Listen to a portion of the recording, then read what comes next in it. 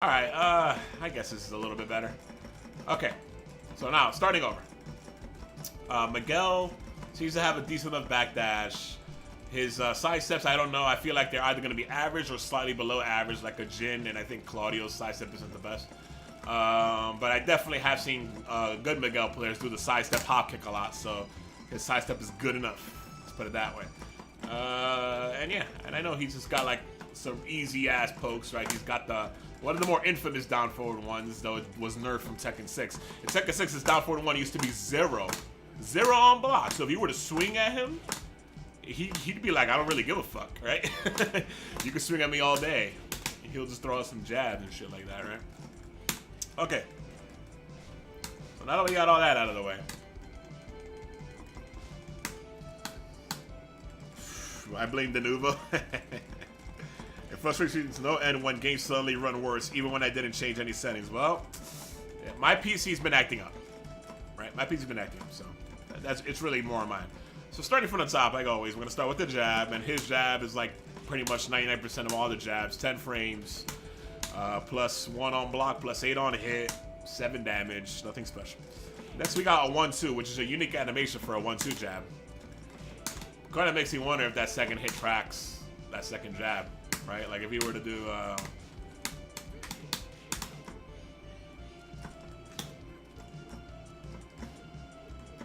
I guess that answers my question. The 1-2 by itself is a 10 frame Punisher, and frame data wise, it is pretty much like most 1-2 jabs. It's -1 on block, plus 5 on hits.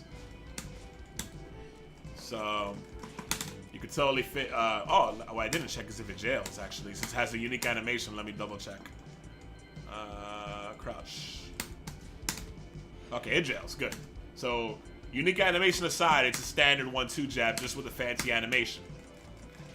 So this could be your basic 1-2 jab punish, right? And 1-2 pressure stern. And the cool thing about Miguel is he has an extension. 2 extensions actually. 3 if you count this transition. 1, 2, 4, right? And it's gotta be. Okay, it's not. 1, 2, 4. Okay, that doesn't knock down on normal hit. Interesting. 16 damage though. And doesn't knock down on counter hit. But I do know that 1, 2, 4 is plus. What I didn't know is that it's plus 3 on block. So if you're wondering why you often see, and I see this shit all the time, Miguel players just love doing this and then hop kick all the time. Reason being, it's plus 3 and it pushes out, right? It pushes out of jab range.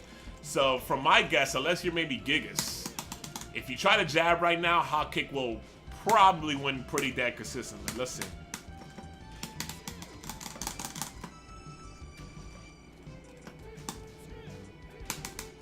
Okay, not in the case here.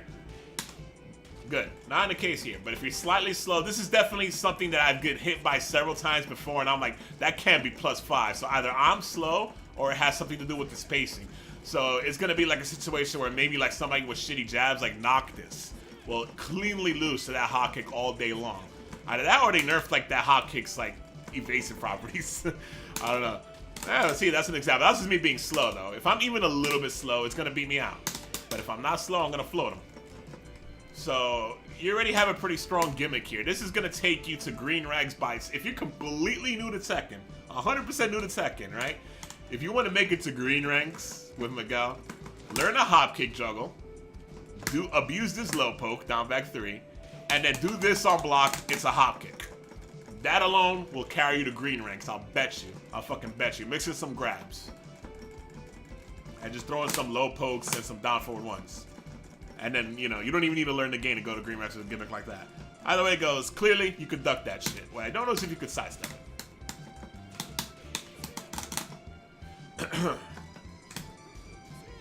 So obviously you can duck it, no surprise there. Okay, you can sidestep it too. Oh.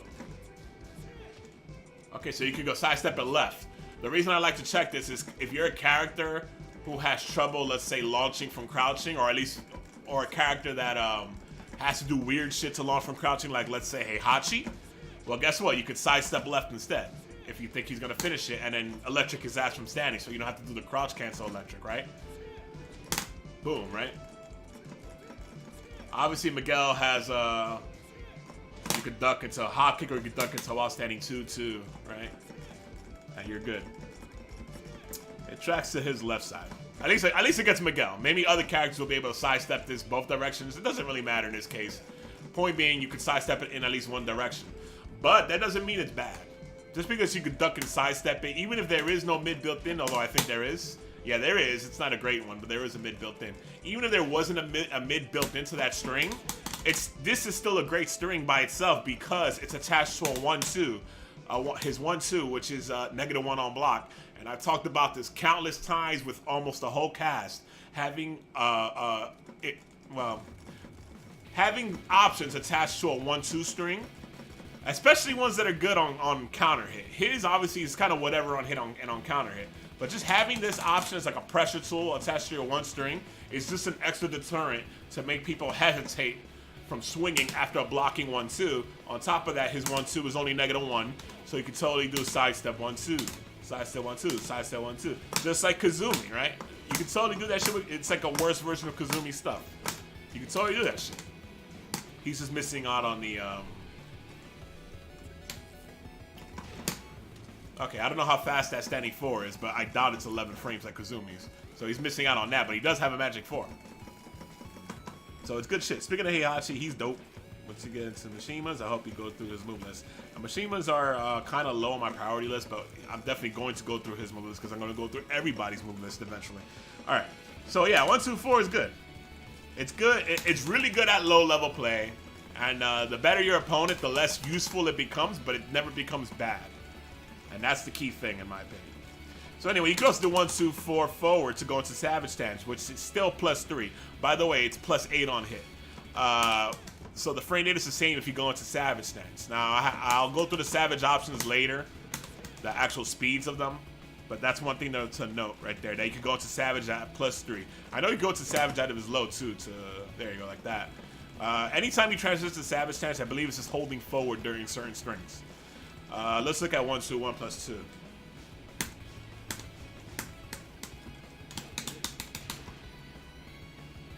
Now here's why it's good to know that you could sidestep. Let's see. Yes. So remember how I said, oh, you could duck the high? Well, this is a good reason not to duck the high. Reason being, this is 1-2-1 +2. Reason being, 1-2-1 +2 is +4 on block, forces crouch, and it's a knockdown on normal hit, which means he'll get a stomp or something, I'm sure. Right? I don't know how to execute a stomp. Maybe both kicks. There it is, down 3. See, he gets a stomp for 50 freaking damage on a mid that is +4. Force crouch on block. Right? That's a lot of damage to eat. And it's like, oh, that seems like it's scary. But once again, remember, we found out we could sidestep 1-2-4 going left. And I was able to sidestep the mid going left. So you know what? Now it becomes don't duck if you think this is coming. Sidestep. Unless that is not an option for you, Gigas or Jack. Fucking sidestep. Maybe even Gigas and Jack can sidestep. I don't know. Maybe. It seems quite linear. So yeah, sidestep. After his 1-2, you're going to want to sidestep left into a stand block and try to react. Unless you have a reason to sidestep into a button, then you can feel free to do that instead. But you'd have to make the read based on what your opponent is doing if you're fighting against Miguel. If you're fighting as Miguel, you have to read how your opponent is reacting to your 1-2 pressure in general. Point being, his 1-2 pressure, really good.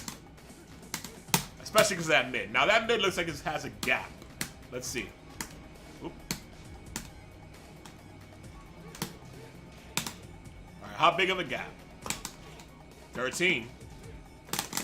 15 frames. I don't even know what's slower than 15 frames, but we know we have at least a 15 frame gap right now. So that's big. That's a huge gap. So the 1-2-4, what would have really made this good is if the 1-2-4 had counter hit properties. Then you could really go into mixes up. But I bet you if they were to do that, they would take away this being plus on block. It's one or the other. You're either gonna have a weak deterrent to get a plus on block high and even more plus on block mid. That was their thought process in balancing this. Still, so like, you know, even though you can sidestep both options in one direction, remember what I told you, 1-2 on block by itself is perfectly fine. Perfectly fine. 1-2-1 +2 is dope when you got someone spooked. Yeah, I agree. That's clearly, you know, add this to your little gimmick up into the green racks. Hell, adding this to your 1-2-4 pressure, that shit'll take you up to warrior. I bet you. Eventually. It may take like 100 matches if you're new to Tekken, But if you're just new to Tekken and you want to abuse people who don't know what they're doing, this on block into down forward 1-1, and then maybe go into the low, because Lord knows people at low level won't do shit about the low, right? Or just do down forward 1 by itself. Down forward 1, sidestep, 1, 2, 4. Sidestep, 1, 2. Sidestep, 1, 2. Sidestep, 1, 2, 1 plus 2. Mix it up, mix it up, mix it up. That alone will take you far. Trust me on that one. Alright, so we can interrupt it with at least 15 frames. At the moment, I don't have anything slow. I don't know what's slower. I mean, this looks really slow. I doubt that's going to interrupt it.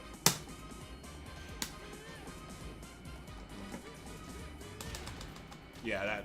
Oh, counter hit launcher, by the way. So if they are slow to interrupt it... If they are slow to interrupt it, you got yourself a counter hit launcher there. I didn't even know that. And I bet you it spikes. So the situation, if you were to float somebody... On the... Yeah. Oh, that would...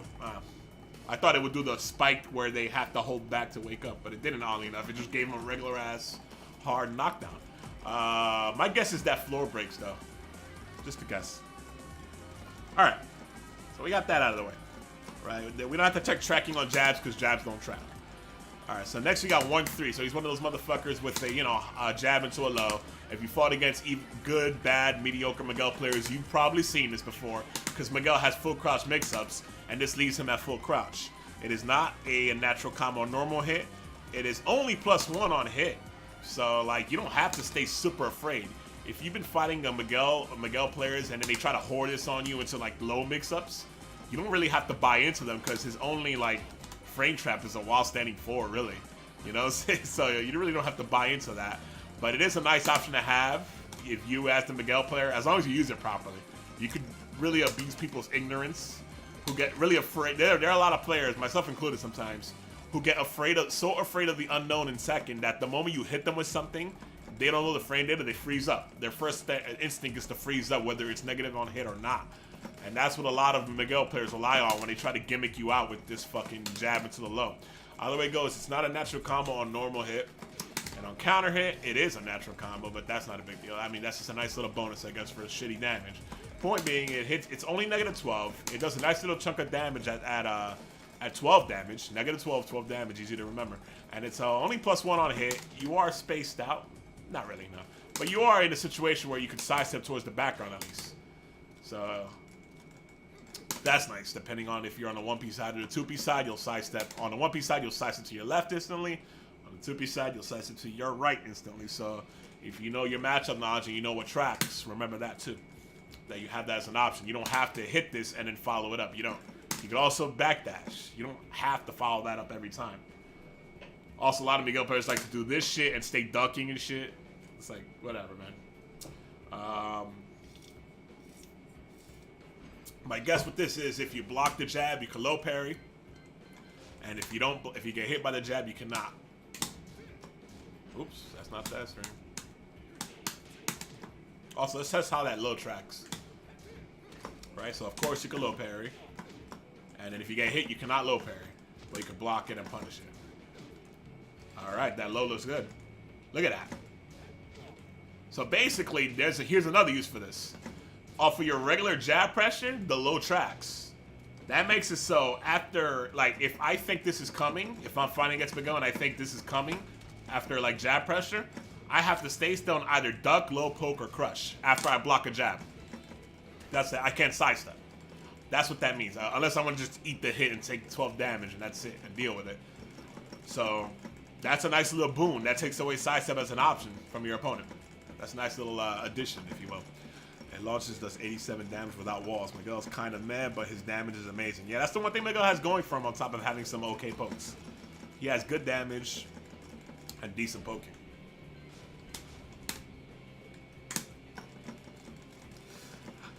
Alright, so yeah, 1-3 is pretty good, the low tracks. It says it crushes on frame 12, which doesn't matter because you're going off of a jab. Alright, so next we got 2. His standing 2 is 12 frames. Which means 2-1 is a 12-frame Punisher. High. Standing 2 by itself is -8 on block, +3 on a hit, +8 on counter hit. Oh, different animation too. He's like, oh shit. But you're really going to be doing both. You're never really going to be doing one. A few reasons here. Number one, the 2 by itself is -8. Both hits is -4 on block. Let me see if they jail. I like how it's just slap, slap. Nope. Oh, yeah, they jail. So they jail. So there's really, if you're going to go for this, there's pretty much no reason not to just do both hits.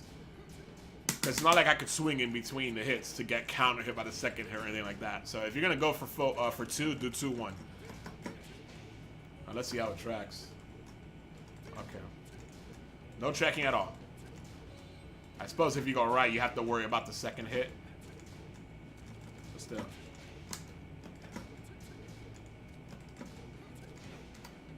No counter hit properties on the second hit. Just 18 damage. So just 2-1 is decent 12 frame punish. Range is pretty good. You cannot hold forward to add range to it like jabs, but because he has a forward 2 as a move. But the range looks decent. Looks decent. Not amazing. Yeah. No, not the greatest, but you gotta watch for pushback on block to use this thing. Yeah. Yeah, oof. Okay, the range is pretty shitty, actually. I mean, Miguel's stance is a little weird. He moves back. He leans back during his stance, which is weird. Yeah, you see? Yeah, you see what's going on? When he leans his left shoulder back, it's whiffing. He's one of those motherfuckers with an unorthodox stance, which means he's not like, you know, people who stand with their left in a proper right-handed boxer stance, I guess. Combat stance, whatever you want to call it. When the right is their power hand, the left arm sticks out, which always adds, like, range. Like, it gives their hurt box, it makes their hurt box stick out. So you could typically clip them with certain things. But Miguel is just, he stands, like, weird. He just stands, like, straight and leans back. So you get weird shit like that. So I'm assuming most characters will get hit by it from a backdash range consistently. While Miguel, if he's leaning back, it's going to whiff. It launches and does 80... Oh, yeah, I read that already. Okay, so yeah, that's that. 2-1 is a good move. 2-1 could also go to Savage Dash, and like always, it retains the frame data. It is +7 on hit, by the way. Same thing on counter hit. So if you hold forward, you go into Savage Dash again. This time, you're in +7. So 12 frame punish puts you into a Savage Dash mix-up at +7, or just regular stance mix-up at +7. He's got the wife beater stance. I suppose he does. Alright, standing 3 is next. This is a 15 frame high. Goofy looking high. I know Miguel has a lot of counter hit properties, and if I'm not mistaken, this follow-up here is one of them. 3-4. Not a natural combo on normal hit. It does connect on counter hit, though, and it does one of those sideways knockdowns. And then if I'm not mistaken, the second hit, wham, counter hit, juggle starter. You're going to be at an awkward angle, so the juggle's going to be weird. If you want to know the juggle, look up a juggle guide. I'm not the guy for that. But yeah, it does start juggles on counter hit. So the 3 is a high, and the 4 follow-up is a mid. On normal hit, it knocks down. You cannot delay it. Or you can... Well, you could delay the input, but the move itself comes out the same speed regardless, it seems like. Like, I can input the 4 after the 3 connects. But, that doesn't really delay the move. The move still comes out the same speed. So this is one of those things you could fish for, I guess. Kind of gimmicky. Let's see how it tracks.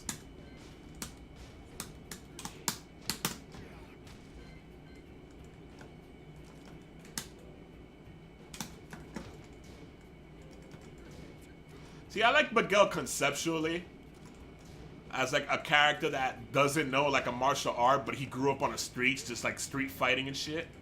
So he's good at fighting just because of that, even if it's not like technical. And I feel like his offense does indicate that.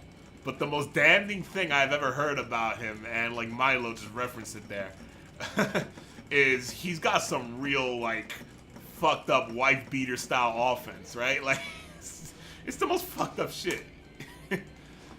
It's like hair pulling, slapping and shit. Like, oh, he sets up breakthroughs.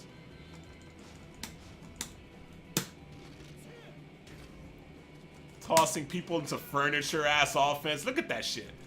Just envision somebody getting thrown on the couch right now. It's like, what the fuck?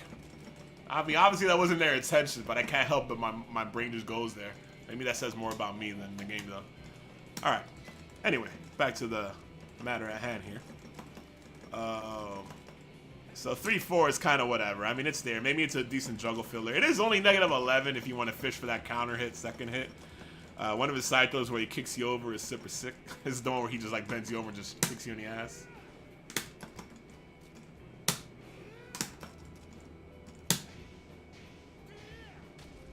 That's one of those get down on your knees and get slapped. Oh, yeah, that rollover in the end is pretty cool. All right. Yeah, 3-4 seems gimmicky. I don't know. If you could delay the 4, it would be better. And the 3 by itself is -7 and only +2, so it's not even that amazing on its own. What was the track? It didn't track, right? Yeah, no, the second hit tracks. So at least it has that going for it. Where if I'm too slow off of a sidestep. Oh, wow, never mind. Not walking. It tracks step, though. Yeah, so if I were to step and wait for a whiff and for some reason I were too slow, that's gonna... Oh, also it does a tailspin, so maybe it is a juggle filler. That's cool. Okay, good. That's a corkscrew, tailspin. So it's a juggle filler, if nothing else. Is it a good one? I don't know. But yeah, I mean, I guess it's nice that the second hit track step at least, not walk though. All right, next we got 4, which is a magic 4, pretty much. His is 12 frames. So he could do, like I said, a weaker version of the Kazumi offense. The Kazumi basic offense. Which is to say, he could do the jab, sidestep, 1-2, sidestep and go right into down forward 1. And then whiff confirm the down forward 1 to like, whiff confirm when he swings the down forward 1 if they do a jab and then he sidestep it. And then you could go for the second hit for 30 damage. Which is a nice chunk of damage. Kazumi's obviously does more damage and knocks down. And then if they were to challenge you doing like a jab or 1-2 sidestep down forward 1, looking for that, you know, whiff punish, they're gonna challenge you with a homing move that's 13 frames or slower, pretty much, right? And that means when you're in a -1 situation, you'll exchange, which is not as good as Kazumi's, obviously. Because hers is 11, that means she could put herself at -1 with 1-1, and then magic 4 any 13 frame homing moves, right? Or 13 frame tracking moves. Miguel's unfortunately has to exchange in those situations. But at +1, he could totally do the magic 4 and blow that shit up, right? So he's got that going for him. Which is especially nice because the magic 4 is also going to interrupt, or a 13 frame counter hit tool is going to also interrupt 1-2, 1+2. It's, you know, instead of relying on this, maybe rely on 1-2 standing 4 in those situations instead. What is the juggle conversion though? Probably difficult. Let's see. Yeah, how's his jab reach? The cool thing about a magic 4 in these situations I'm talking about is you're gonna generally be right in their face. I don't know what his conversion would be.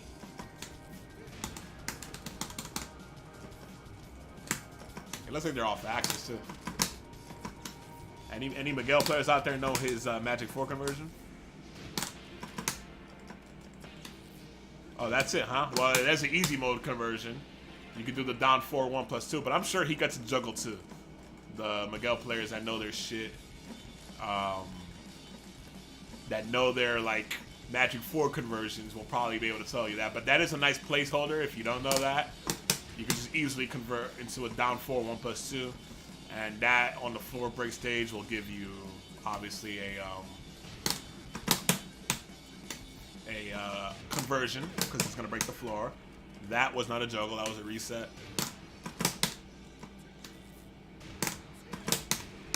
Yeah, I'm trying to see if he can get that because if he can get that, he can get his rage drive. Doesn't look like it, only as a reset.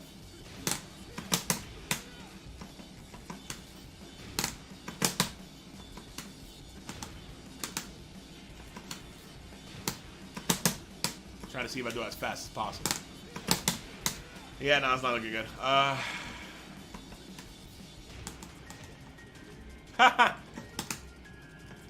That's interesting.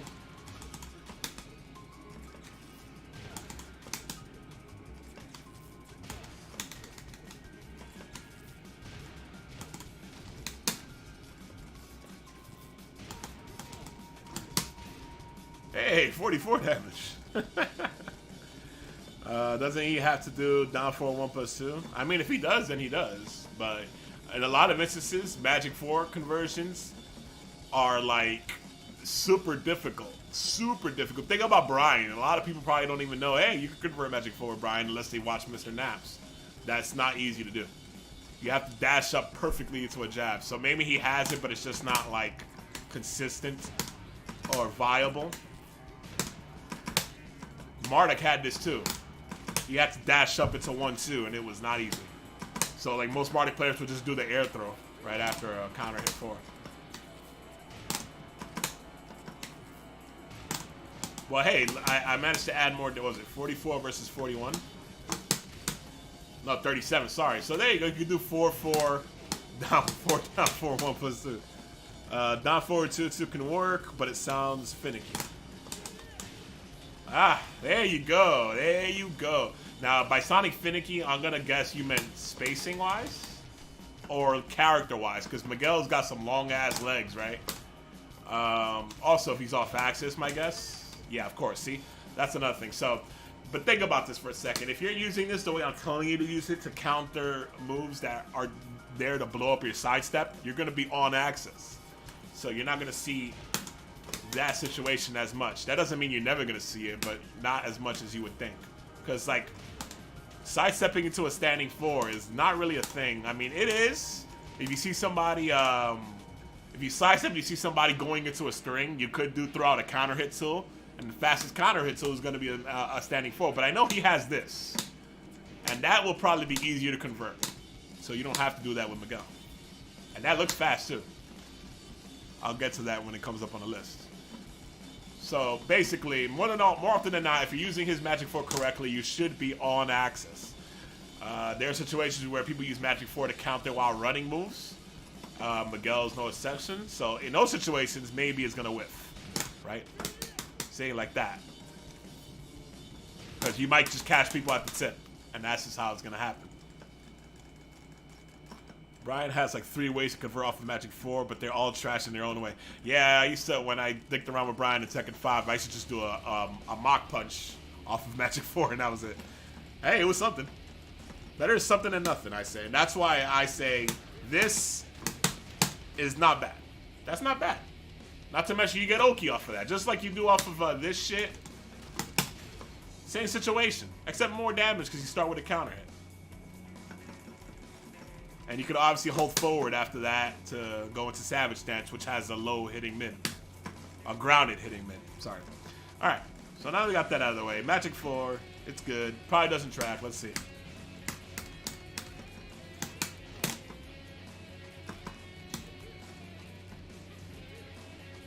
Alright. No tracking on it. As expected. But good range. It's there. I guess if the 2-1 doesn't reach and a 1-2 doesn't reach, when you block something that's like -12, standing 4. I don't know what that situation would be off the top of my head, but it's there. You get something. 17 damage. Standing 4 for 12 frames. Alright, next on the list is 1+2, which has a follow-up. 1+2, 1+2. And then you can also press 1+2 and hold down to recover crouching. Now then, just like 1-2, 1+2. This, can he hold down off of that too?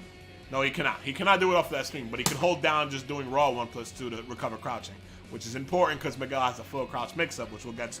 1+2 by itself is just like 1-2, 1+2 frame data-wise, in that it is +4 on hit. Wow, no, did I fuck up earlier? Hold on a second. It is not like 1+2 frame data-wise. Okay, no, I'm sorry. Take that back. Rewind. 1+2 by itself is not like 1-2, 1+2. The animation is the same, but it's a different move. 1+2 by itself is -6, whether you recover a standing or not. It is -6 on block, does not force crouch, it says here. Let's see. Let's also test the tracking. So first of all, okay, you recover standing, -7, right? Or -6, -7. Let's test the tracking. No tracking, as expected, right? Okay. On hit, it is +4. That's what I was looking at before. On hit and on counter hit, it is +4 force crouch. No counter hit launcher like the other one. Like the jab string into it. But force crouch, whether on hit on counter hit, it is +4 force crouch. And you can visually see that the force is crouch. I don't have to test that. But here he has a follow-up. That is a natural combo. Nice chunk of damage at 40 damage. Mid-mid, obviously. But this is launch punishable. So you need... Oops. You need to be careful with this. Can he delay it? No hit. He can delay it, but no hit confirm. Now, here's the important thing. Yes! I was wondering, because if it's launch punishable, I'm like, that second hit definitely has to have counter hit properties, and lo and behold, it does. We got a launcher on the second hit, and he could delay it. So the delay is not about hit confirming. The delay is about catching people pressing buttons after the blocking the first hit. That's what it's about. And that's what that's there for. Don't be one of those motherfuckers that goes, and then now I finish it. Don't you're giving it away when you do that. I see that shit so often. For example, if people notice that I'm ducking after this, if I'm ducking after this constantly, they'll try to be cute with it. They'll be like, and then throw out in the end or some shit like that. Or like a Jin for it. Yeah, I ran into a Mishimize, that piece of shit Mishimize, that piece of shit Jin player. He's not a Jin player, he's a Mishima player. Mishimize, go figure. He was doing the Jin down forward one, and I'm like ducking. So he's like down forward one, hop kick. I'm like, that's not a mix-up. That's not a mix-up. Don't be one of those. Like, yeah, it's there to bait people into pressing after this, but you make it so obvious when you're like, I'm gonna be like 1+2, like 2 or 3 times in a row, and then I'm gonna do the last hit. Because then you're telling me you're gonna do the last hit eventually. I'm just gonna stand block and I'm gonna kill you. That's what you're telling me. So you'll catch, like, you know, a lot of people with that, but don't make that a habit. That's just there. Like, what you want to do is during the match randomly, if you're trying to test your opponent's Miguel knowledge, you throw out the first hit and then you stop, and then like you retain that info and come back to it later. And maybe one more time later on in the match, do it again and stop to see what happens. You get them swinging, and you know what? If they swung both times, the next time you do it later in the match, bam! I guarantee you will most likely you will most likely catch them that way, rather than doing. Don't do that. I'm turned up on this monster right now. Whew. All right.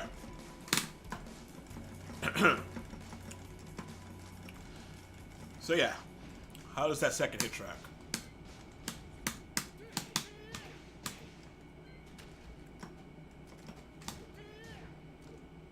Look at that, you can even sidestep it.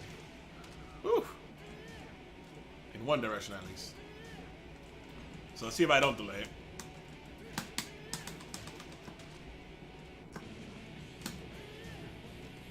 Oh, even if I don't delay it. Definitely can't interrupt it though. If he delays it, I'll probably be able to, but if he doesn't delay it, no interrupt with jabs. Oh, this reminds you, does he have a way to, okay, he could cross jab from standing, good. Down one. Every time I play Noctis, I miss having that. I'm like, fuck. It's not something that you think of as being a big deal, but then when you're in the middle of playing a character that doesn't have it, you start to miss it a lot and realize how big of a deal it is to have that. Alright. So yeah, that's a goofy ass move, but also, how does it push back? It does push back. And Miguel's hot kick range is shitty. What is it, yeah, that's his other 15 frame, right? Yeah, good. I believe that's his 15 frame punish for range, that push. And it did punish there, so. 15 frames are faster. Miguel has the Kazumi thing going on. The hop kick sucks. They really fucked with this hop kick's range. This used to have a lot more range. And you would think it would still would because of his long ass legs. But no, not really. He's got the Kazumi going on, and that's just how it is. So then it becomes, if you're going to play Miguel, why not play Kazumi, right? But it's really because Miguel just does way more damage overall, I think. If you're going to pick Miguel over Kazumi, if you need a reason to pick Miguel over Kazumi, it's because he does more damage overall when he gets a good read. And he has more counter hit tools. Alright. So next on the list here is forward 2. It says high with a question mark for some reason, which is funny. -3 on block. +6 on hit, and yet another counter hit tool. See, like I said, he has a ton of fucking counter hit tools. This is a 15 frame counter hit launcher. It's only -3 on block, and it's still +6 on regular hit, which is nice. Pushes out though, so if they backdash, you're out of hop kick range. So be careful. Like if I were to, no, it's backwards and forwards. Sorry.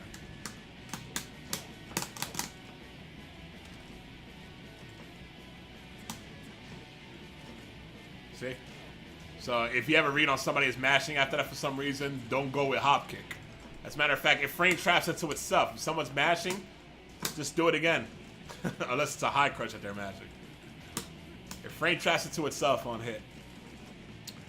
Yeah, I don't know what the combo would be. Can you just pick up with a down forward 1? Okay, good. You can pick up with a down forward 1. I'm sure he has way better shit, but at the very least, you have the easy mode combos. There you go. You got that too. Yeah, so he picks up all his shit. Let's see how it tracks.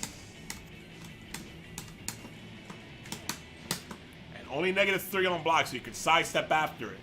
And you can still do all his sidestep shit and start fishing for counter hits sometimes too with a high. That's only -3 on block. No tracking though. Now, why would you want to do that? Well, I explained this earlier, but let's see here. Oh, wow. There you go. Micro sidestep. His sidestep is good enough to do the micro sidestep, which is good. Which is really good for poking offense. You want that with poking offense. It looks like I'm ducking, but it's a micro sidestep. I'm not ducking. He does duck. Wow, it does have some natural... Is that like an actual high crush? It might be a high crush.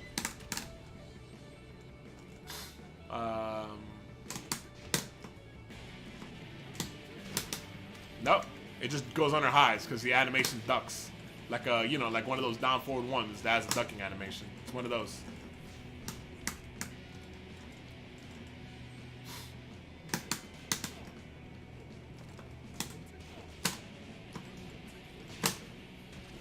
See? Even if you exchange, as long as you do a micro sidestep, you're good. If that's not proof that I wasn't ducking before, the nice little duck helps though, for sure. I mean, you gotta execute well, but at the end of the day, there you go. That's how you can use a move like this. If you sidestep and you have a read that the opponent answers your sidestep with strings, and maybe the second hit of the string hits you, you just gotta do a little micro sidestep and then bam, forward 2 right away. And then you'll nail them. And if they happen to block it, guess what? You do the same shit. They blocked it, sidestep. Oh, as a matter of fact, it even pushes back, even better. It pushes out. So you can backdash after it's blocked and see if they whiff anything and hop kick. It's good shit. It's a good move. I get bodied by Miguel, or you're in the right place, Chad. So far, Miguel has good shit. I mean, you know. He's not a bad. You could totally win with this character. I believe you. I believe in him. I believe in Miguel. I know. Was it Aris that said he doesn't believe in Miguel? I believe in Miguel. Just from what I've seen so far, I believe in Miguel. It's just a situation where it's like you got other characters that does what he does better, and that's really all that there is to it. But if you're good at your reads and your movement, Miguel is totally viable. Totally 100% viable. Alright, so forward 2 is a good move. Next on the list, even though it doesn't track, it's still a good move. Next on the list is forward 3, which has one exception with forward 3-4. This is another counter hit move. A lot of those, huh? That's also a natural combo on normal hit. And it looks hit confirmable. Oh yeah, that's hit confirmable. The damage is shit though.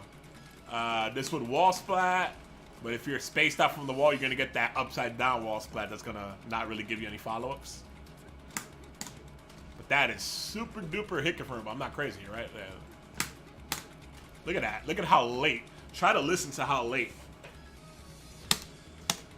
Oops, I had to hit forward. Sorry. I have to hold the stick all weird, but try to listen to this. I'm gonna hit it hard. Hear how late I'm pressing one after the other? Bop, Bop. Super duper hit confirmable.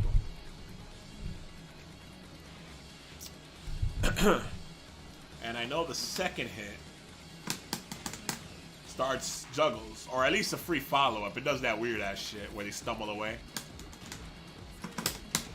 Yeah, he might just get that, or he might get a full wait, full forward two. Does that tailspin? No, it doesn't. But he at the very least gets that, if not a full juggle. And if he gets forward two, that means he gets his rage drive, right? His rage drive is a forward two, right? I'm not mistaken.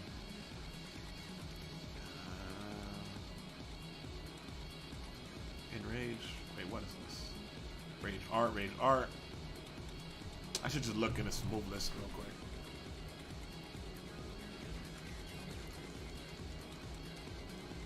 What the hell is the command list? Move list. Oh boy. Down back 1+2. Okay, I thought it would be a forward 2 variant. Because it's a similar. Oh, okay, it's not forward 2, but it looks like it, right? So like if he were to get. Okay, so maybe if he dashes, let's see. Yeah, see? Look at that. So if he doesn't get a conversion off of it without rage, he certainly gets one with rage.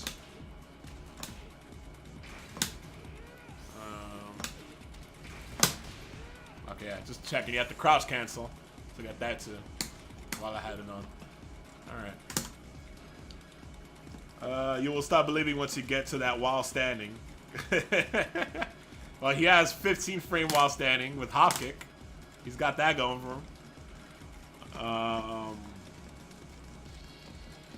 Yeah, so forward 3, 4 is good. It's bueno, it's good. It is -12 though, but it's hit confirmable, like I said, and it doubles as a delayable counter hit tool, so that's good to me. Forward 3, -6 on block, +6 on hit, forces crouch on hit, does not force crouch on block. His tracking situation is another one that might be a big weakness for him.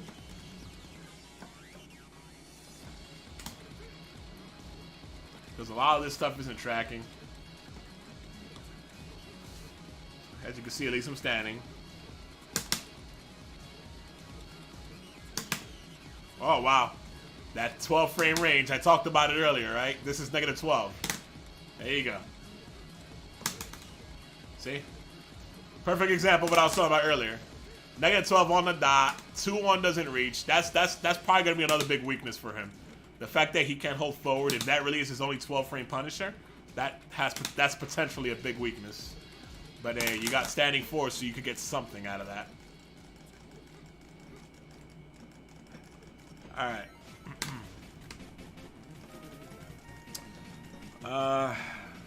So yeah, it's a good move. Does the forward 4 hit grounded, I wonder? No more heroes, huh? The forward 3. Did I say forward 4 before? I meant the forward 3. It looks like it should, but it don't. It don't. That second hit does at least. At the very least. For shitty damage.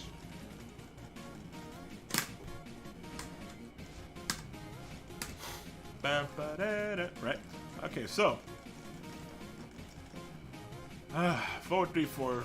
Pretty good move. Next we got, one of the Miguel classic moves. This move got buffed, actually. So, this is his homing move. Oh, that got nerfed as far as damage goes. This used to do a ton. I think it was like 50 damage in second tag, too. Decent range. That's a bit more than decent. That's 2 backdashes. So, good range, for sure. Not hit confirmable, I'm pretty sure. Yeah, definitely not. It's definitely one of those, though, that it, since it is pretty slow, 17 frames is a little slow. So it's slow enough that when you press the forward 4, you could probably see a whiff coming. And you could probably finish it in those situations. But it's not like a raw hit confirm, that's for sure. One buff that it got that's pretty big, in my opinion, is it's only -13 on block, which I always forget. When I fight Miguel online, I blocked it, so I'm like -15, which is what it used to be. It might have been 16. I know it was most launch punishable, at least -15 before. Now it's negative 13, which was a change they gave him in Tekken Revolution, whatever. I'm calling it Resolution next to Aris. Tekken Revolution.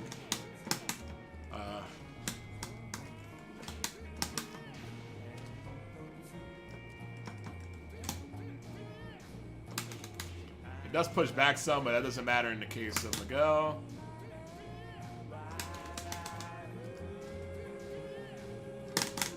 Yeah, see? Okay, so yeah, negative 13. That's for sure. For sure. Also, obviously, it wall splats. So it has that going for it, too. So that's a good move. We don't need a touch tracking because it's a homie move. 17 frames. 17 frames. Natural combo. Next is forward 1+2. Alright, it's 14 frames. So this is his 14 frame Punisher. Unfortunately, it's another high. A lot of highs. But he gets a free follow-up in down 1+2, right? 44 damage. He gets that too. Does he get...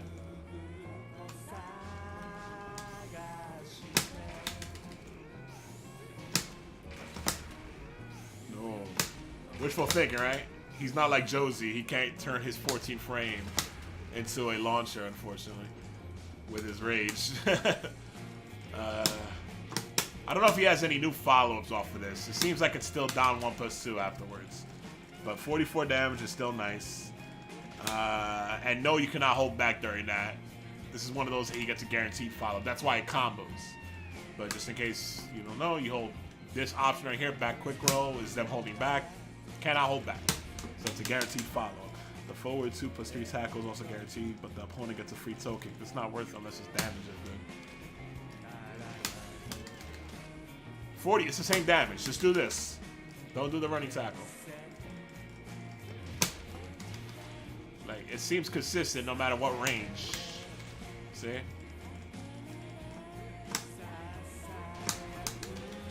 Even at the tip. Pretty that consistent. Maybe not on Ling or something, but even then you could just wait a little moment, and when the legs are falling, you're going to hit them.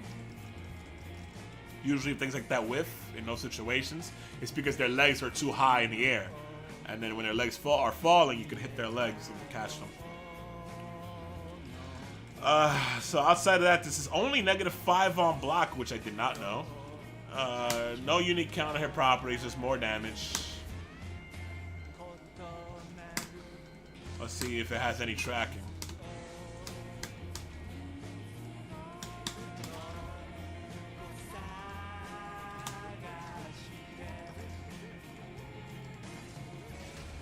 Alright, we got something that tracks to his left side, it looks like.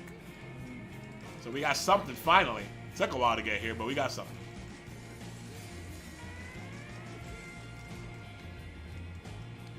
So forward 1+2 tracks. Step at least.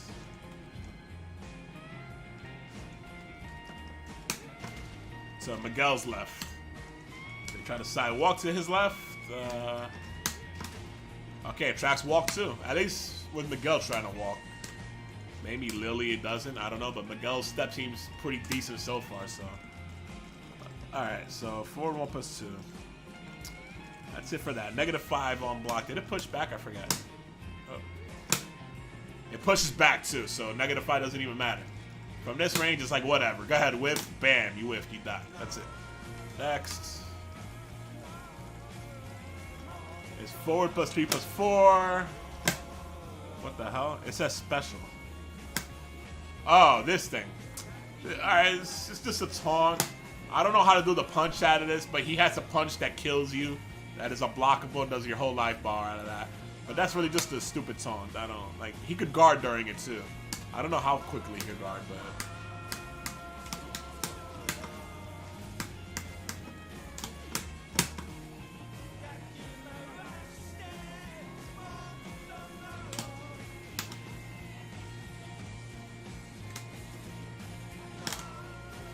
I have to cancel it, maybe? Huh.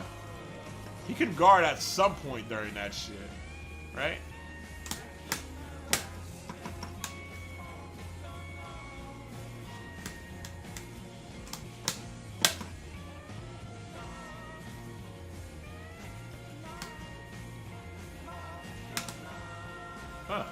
thought he could. Am I crazy? I thought he could. Even here it says G. It guards the whole time. This must be a recording bug. Okay. Alright, good. I wanted to be sure. I don't know. How about if I, how do I test this? Maybe that. There you go.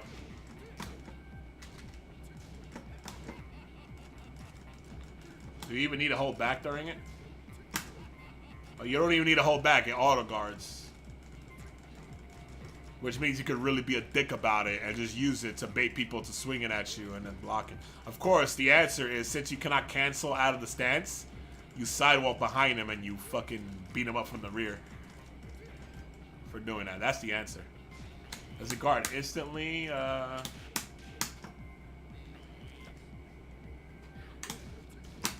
It does. You can hear him laughing.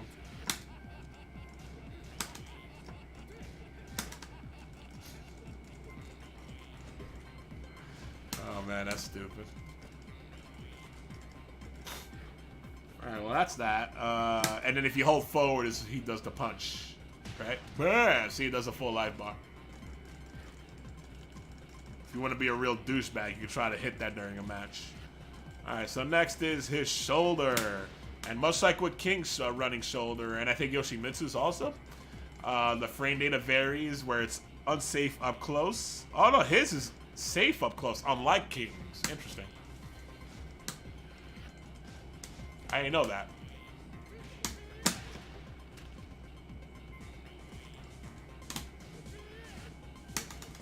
Yeah. Alright, but it has like, obviously like zero tracking, right? Like, and then you can just try to run up. It's very difficult. If you're up close when he does it, it's going to be very difficult to get to the rear and punish him. But if you're like further away when he does it, you could totally get behind him. Yeah, I didn't think that. The gap is way too big for that to combo from the back, but you can totally get a 1-2-4.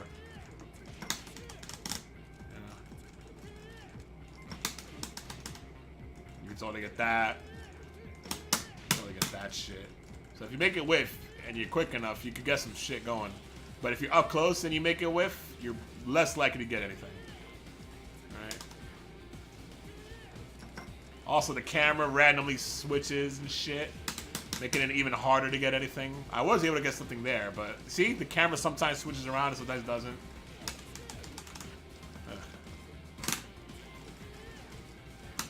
But this, at max range, you can make it plus. What is it? At max range, you can make this +2.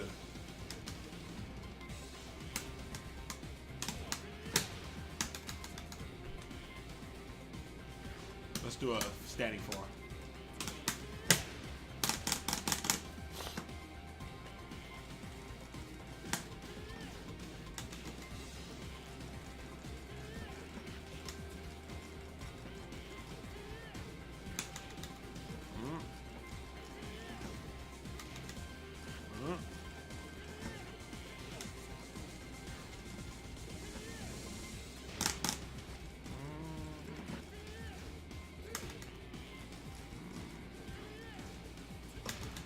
There it is.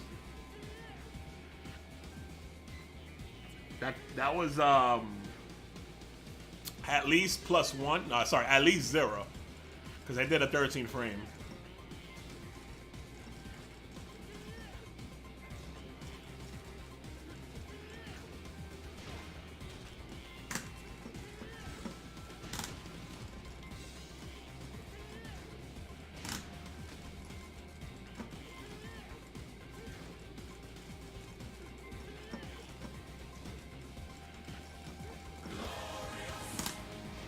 The Legend McWiffin. Let me hear this question.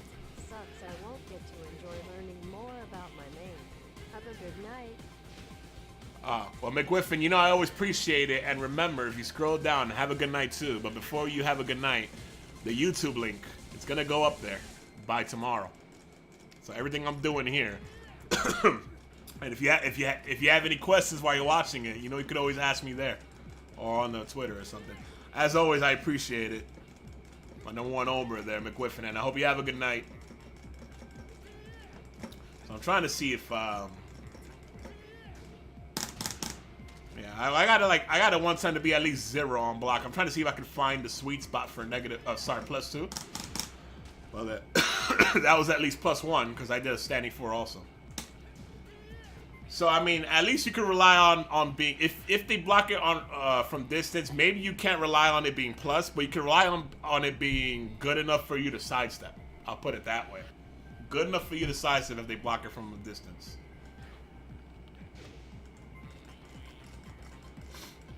So remember that for that tackle. This tackle is better than I thought. I don't know if it was always that good, but it's better than I thought. That's for sure. All right, so next.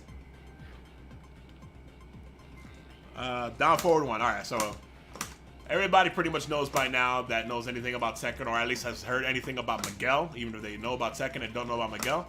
You probably at least know, or I have heard at one point that Miguel has one of the more infamous down forward ones. I mentioned it earlier. In Tekken 6, this was 0 on block. Well, after Tekken 6, they made this -1 on block, I think, and now it's -2. Eee, that's not a huge problem, but it is pretty big. It's pretty big. It's pretty big. That means that if it were -1, he would be able to exchange with those 13-frame homing moves I was talking about earlier with the Magic 4. So, with the Magic 4? Yeah, with the Magic 4. Okay, it's Magic 4 is 12 frames. So that sucks. That means that if you're gonna swing after this, it has to be pretty much jabs. If you're in a matchup that has a 13-frame tracking move, you pretty much have to go this into jabs. If you're in a matchup that another reason it sucks is if you're in a matchup against characters that have 15-frame magic moves, and I assure you that's most of the cast. They're gonna either have a 15-frame, 14-frame, 13-frame, somewhere in that range. You're going to run to characters that have strong counter hit tools in that range. That mess really, really fucks with you doing down forward 1 into down forward 1. That's really going to fuck with that. So that is unfortunate. But still, at least Miguel has follow-ups built into his down forward 1. He has a safe on block 1 that also is a natural combo in down forward 1-1, but you could duck that. And then he has an unsafe on block mid-mid that also is a natural combo and doubles as his 13-frame Punisher. 30 damage, which is a nice chunk of damage, and down forward 1-2. Down forward 1-2 here is what the hell is it? Oh, wow, it's a lot of extensions to this thing. Down forward 1-2 is only -12, so it's not the worst thing in the world on block. But on hit, it's only +1. It does push out, so it's just kind of like Shaheen's down 4, +1 on hit with some space, so you could backdash and look for whiffs. So it's one of those that knocks people away. He has a lot of that going on too. He doesn't have a lot of shit that keeps him close with frame advantage that I'm noticing. A lot of shit pushes people out, at least a little bit. I mean, this keeps him pretty close, I guess, but still. But yeah, so he has down forward 1 by itself, 13 frames obviously, -2 on block, only +5 on hit, which is also less than a lot of other down forward ones. And he has down forward 1-1. Down forward 1 by itself goes into Savage Stance, same frame data.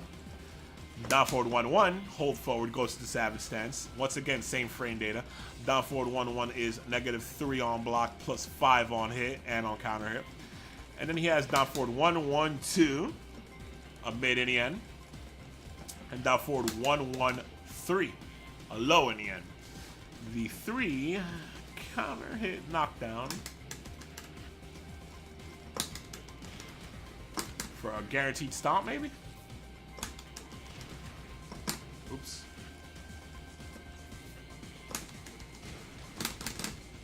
Okay, maybe not a guaranteed stomp unless he dashes up. Okay, so maybe not a guaranteed stomp, but that is definitely a good Oki situation, especially since down forward 1-1-3 and you hold forward goes into Savage Stance. Right? Now let's see what happens if he were to if he were to do this on me. And I were to hold back.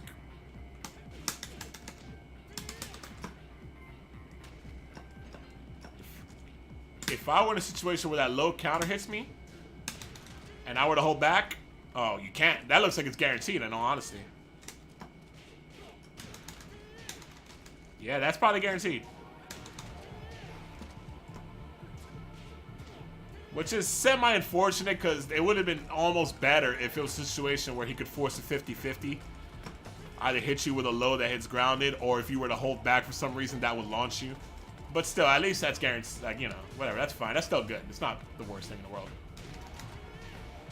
And it's 18 damage. So you can hold forward and go to Savage Stance, which retains his ability to get a free follow-up, maybe. Unless he has one without Savage Stance. I don't know what it would be. Down back 3.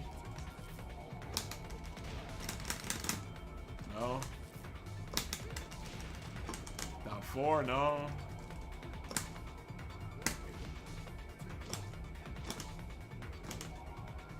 Down back 4, maybe?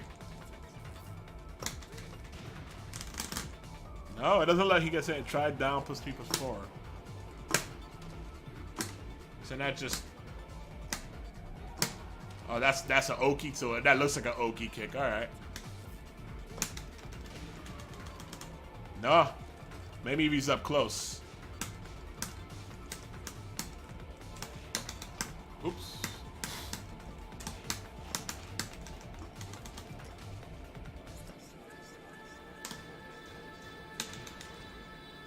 Yeah, no. Wait, that wasn't down 3 plus 4, was it? That was. It just looks funny. Yeah, it didn't work.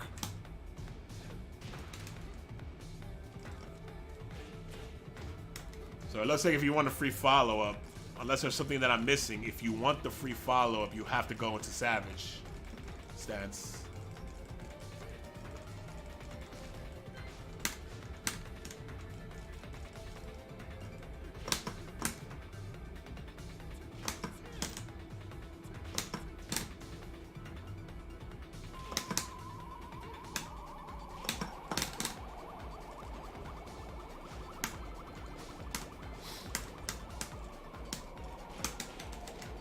Oops, I hold forward.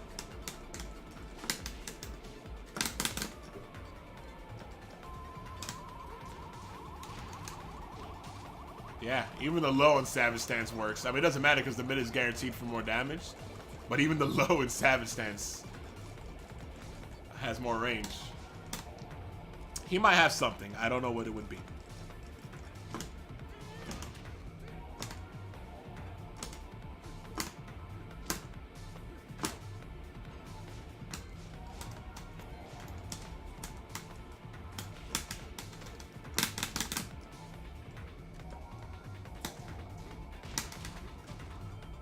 What the?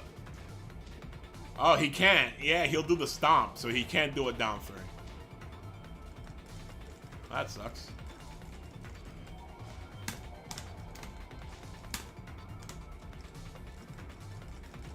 Well, all right. The down forward 1-1-2 does not go into Savage Stance, but the low does. The down forward 1-1-2 does have counter hit launch properties. Boom. Oh, no, it doesn't? Huh, it doesn't. I don't know where I got that from. Maybe it was like that before. It just knocks back on counter hit. That sucks. It's not as good as I thought it was. On hit, this is +4 with pushback. And on counter hit, I guess it just knocks back. Right? And it is only -10 on block, so it's not the worst thing in the world on block. And then he has down forward 1-1-3, which is -11 on block, but you're just gonna want to low parry that shit. Don't block punish it.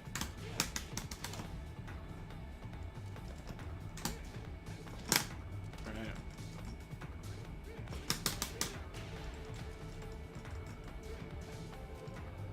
Of course, there it is. That's what I was looking for. So if you end up blocking the down forward 1-1, and then you're like, oh, he's gonna follow it up. If you're gonna guess mid, sidestep it instead of blocking it.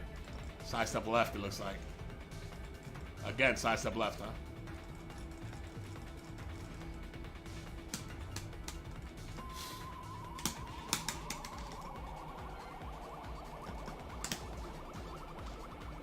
I was about to say, ooh. But you know what?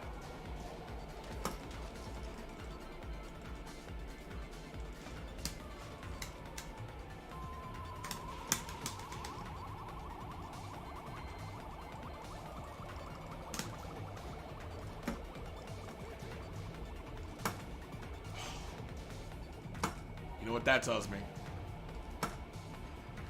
Oh, this sucks. Want a way to blow up this gimmick? Alright.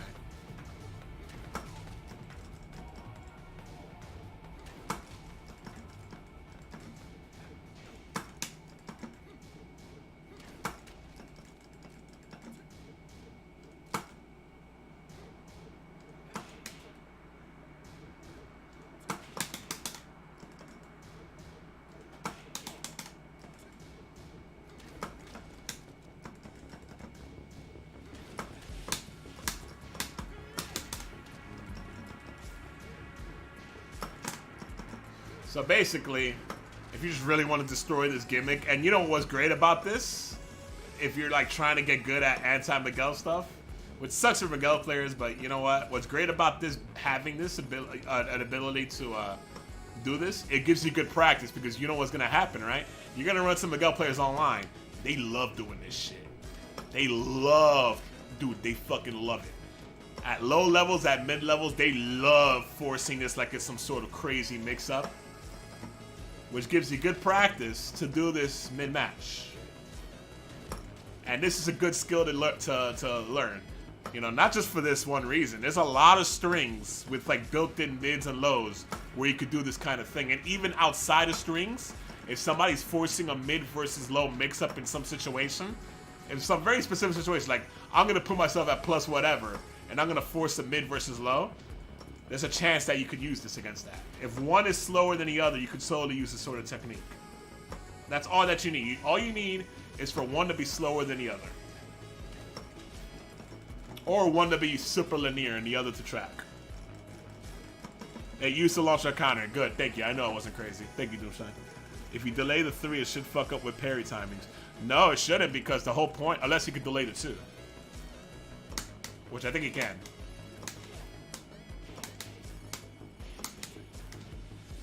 Nope, it doesn't. As a matter of fact, it makes it easier. If you could delay the 2, which he can't, the 2 is the linear move. That's the problem.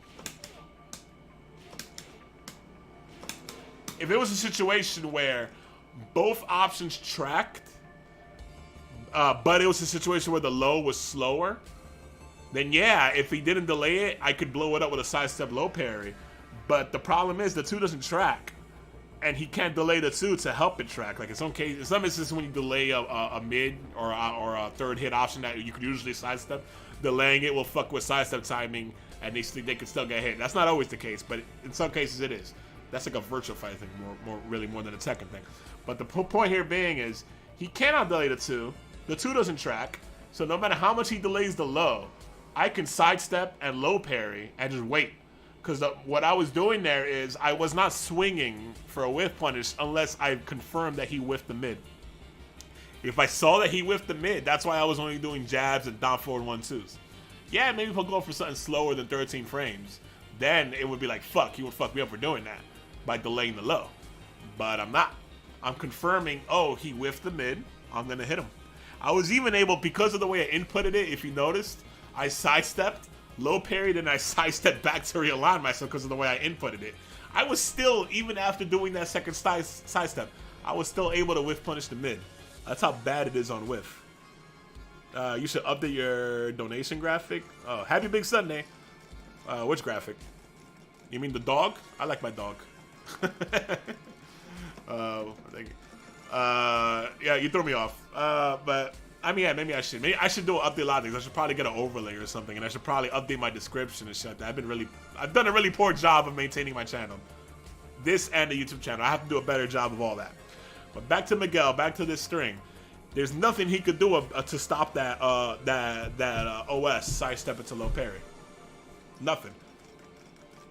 The only thing is if it's a character that cannot sidestep that left for some reason, then you're free to do it. Either way, that's not a big deal. It's not like that's a super important Miguel move. Not a high level one, at least. This is like the last hit of down forward 1-1. Down forward 1-1 is the important move. Down forward 1-1-2 and down forward 1-1-3. It's kind of fucking whatever, right? If you're using this properly, you're only gonna do a lot of down forward 1-1 anyway. and then maybe every once in a while you'll tack on the low or the mid. Use it that way. If you use it that way, then that OS doesn't fucking matter. All that means is you're doing down forward 1-1, maybe you do a backdash. Then they OS it, and so what? You reset the neutral. So you got them to not take their turn when you put yourself at, was it, -3. And even you're at -3. You could do down forward 1-1, you're at -3. You could sidestep. So it doesn't really matter. If they sidestep in like low parry OS, guess what? You still take your turn. You sidestep to realign, and then do another down forward 1. And then take your turn. That doesn't, so it doesn't really mean anything. The only thing it really means is players that are good at doing that will fuck up mid-level to low-level Miguel players, right? Because mid-level to low-level Miguel players love that shit. They love it. That's one of those things that makes it super frustrating when there's some lag online, because it really fucks with being able to punish that stuff. But, it is what it is. Online is online, and if you got to deal with online, you got to deal with online. But just know that that is there, and that is very much worth learning. Not because of that one specific string. It's just a really good skill to learn in general in Tekken, and that's a great example of like one place to like practice it. So yeah, let's test the tracking on down forward 1. They always track to almost always track to at least one side, and that seems to be the case here.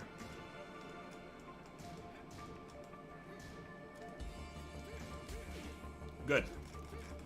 So if you do a sidestep right down forward 1, you'll cover the weak side pretty much. Which is usually how I like to sidestep during sidestep pressure anyway, but it's better to like know your opponent and know your opponent's character and then choose what direction you sidestep based on that. But still, in general, it's good. The push.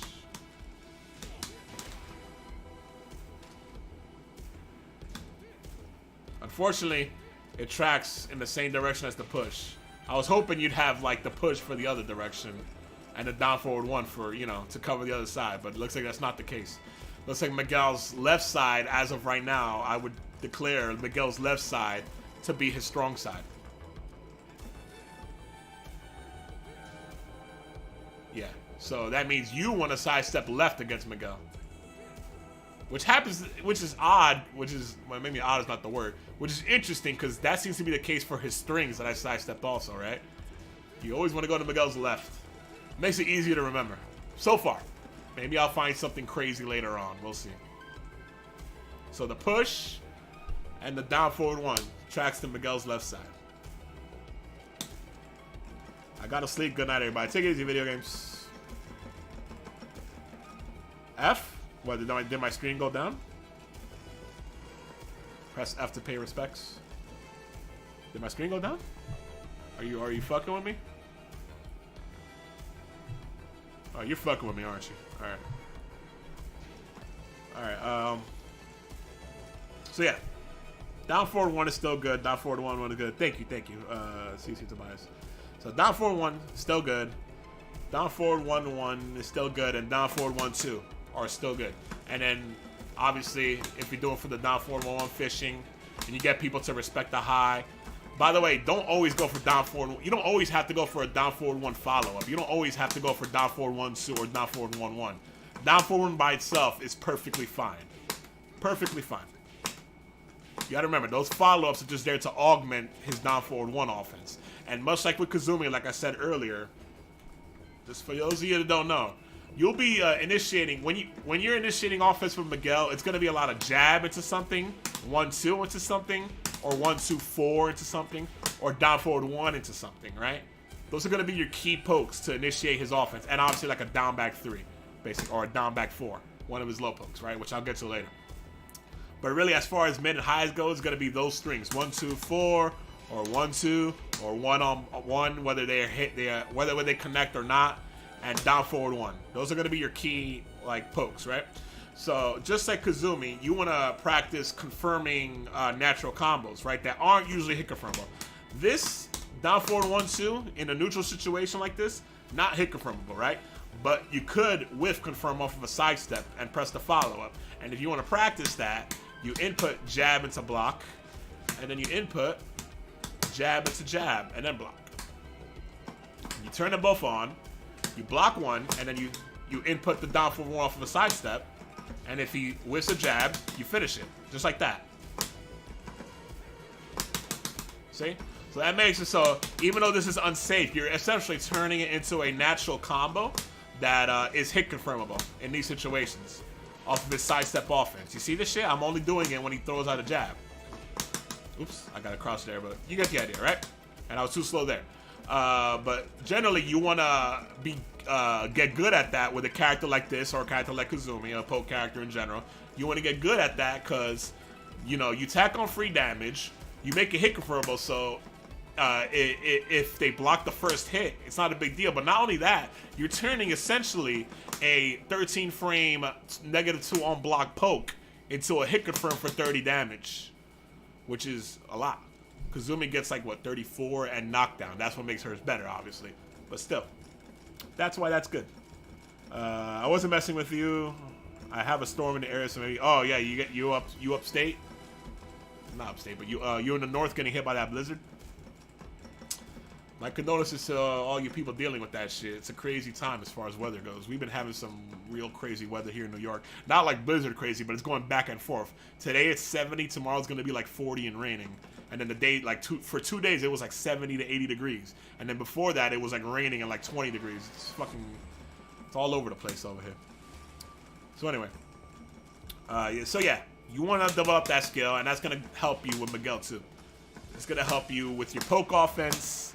And it's gonna make you way harder to read and way more dangerous when you guess right. And in general, that's just a safer. There's no such thing as safe offense, but that is about as safe as it gets in second.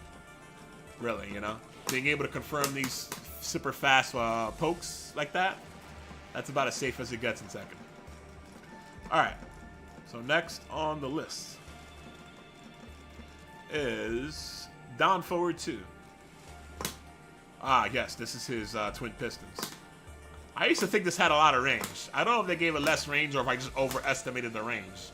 This range is actually pretty shit. It's like 1 backdash at max, right? Yeah, it's maybe a little more than a 1 backdash. Yeah, it's about 1 backdash, basically. 1 Miguel backdash, at least. So this is a 16 frame launcher. The damage is kind of shitty, too. Damn, I thought it was better. The down forward 2 by itself is -7 plus 6 on hit. By the way, what I just said about sidestep, it's a down forward 1-2. You can do that with that too, but that is way harder because it's slow. Oh, he's getting that issue. All right, so hold on. Ah, there's a weird issue where the inputs register in a weird way when they swing and you duck instead. All right, it might be too slow for this. Oh, no, see? Yeah, no, it's not too slow for this. Yes, okay. So, you have to micro sidestep for sure, because this is 16 frames. But this is also not as good to do, because this is -7 on block. It being 16 frames makes it very difficult to confirm. I'm not able to get it consistently, see? I'm getting it too slow. I'm pressing it when he swings, but...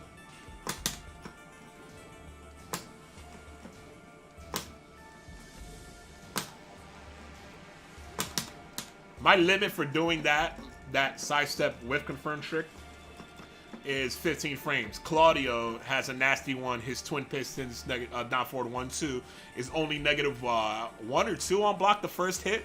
So he can turn into a 15 frame mid poke that launches you when he confirms the whiff. This is 16 frames. The first hit sucks on block. It's safe, but it sucks. He can't really do much after it.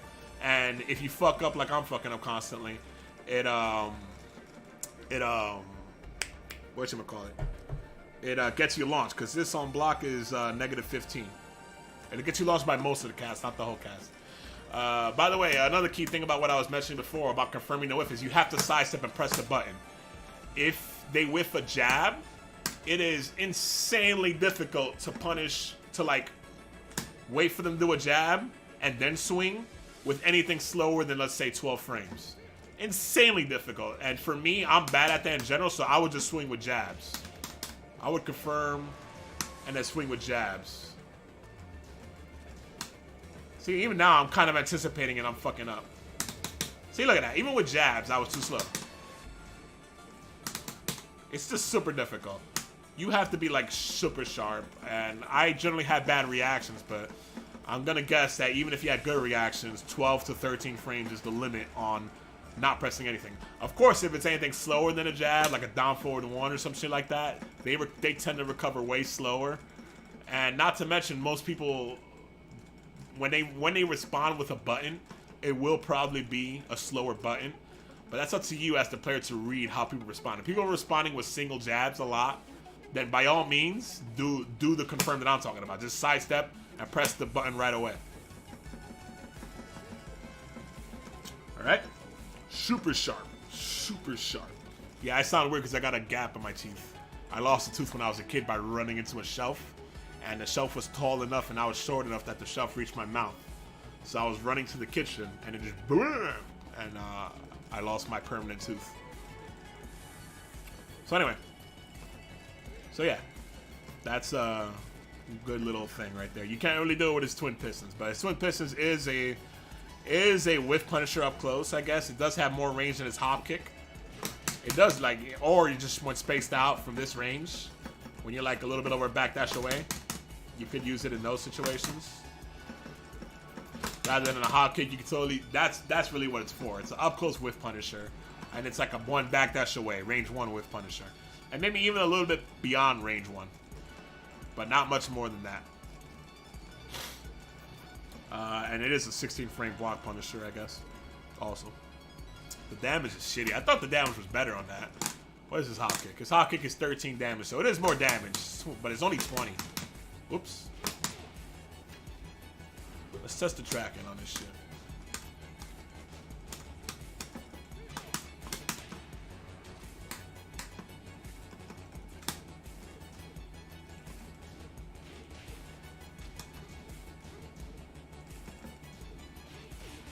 Okay, it tracks to his other side.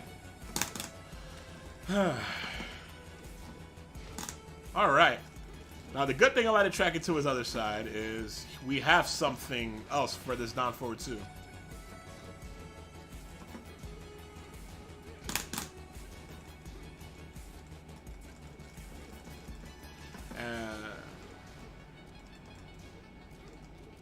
Okay, so you can walk him.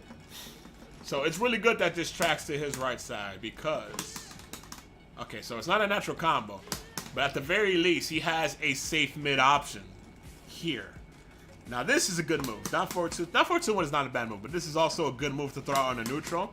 The first hit is only 10 damage, but it'll catch people stepping. And if they were to do the step offense that I was talking about, side step down forward 1 kind of shit, this will counter hit them. And when it counter hits them, my guess is, yes, you got that to combo.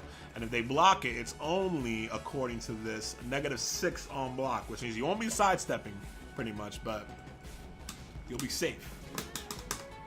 Yeah, see? You're right in their face, too. So you definitely won't be sidestepping, right?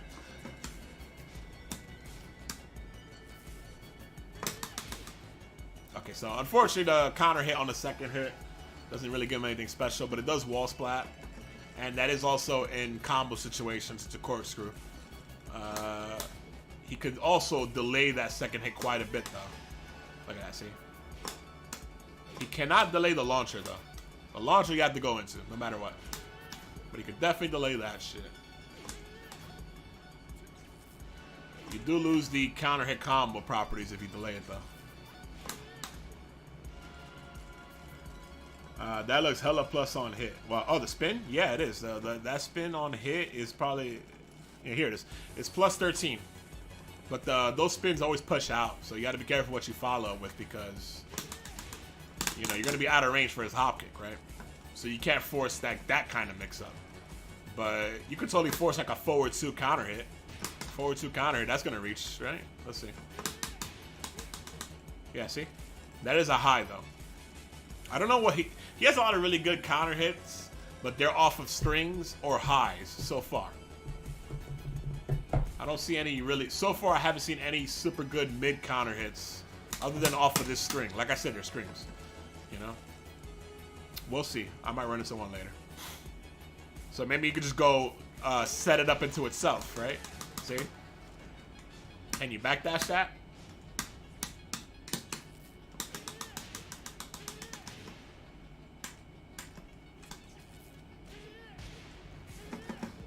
can't backdash that. So if you want a safe on block counter hit string, you could go right.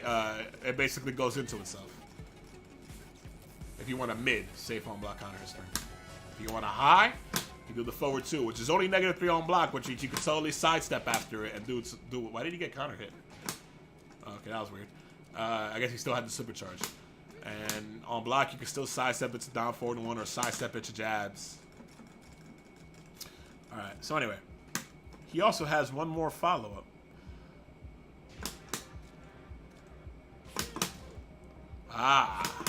Down forward 2, down 2. That down forward 2, down 2, if I'm not mistaken, that's his old down forward 2-2.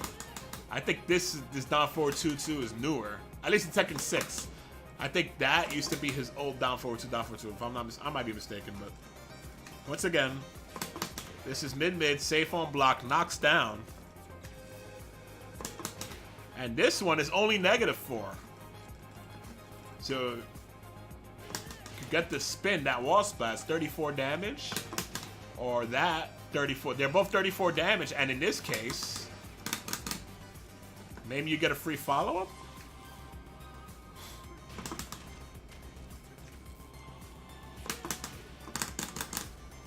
Yeah, that might be guaranteed.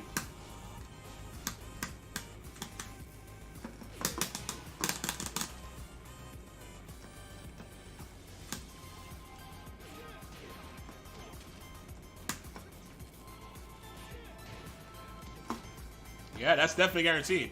So he might get something even better. That's definitely guaranteed. At least a down 4 for 8 damage. The stomp doesn't reach, unfortunately. And I don't know if you could combo into it.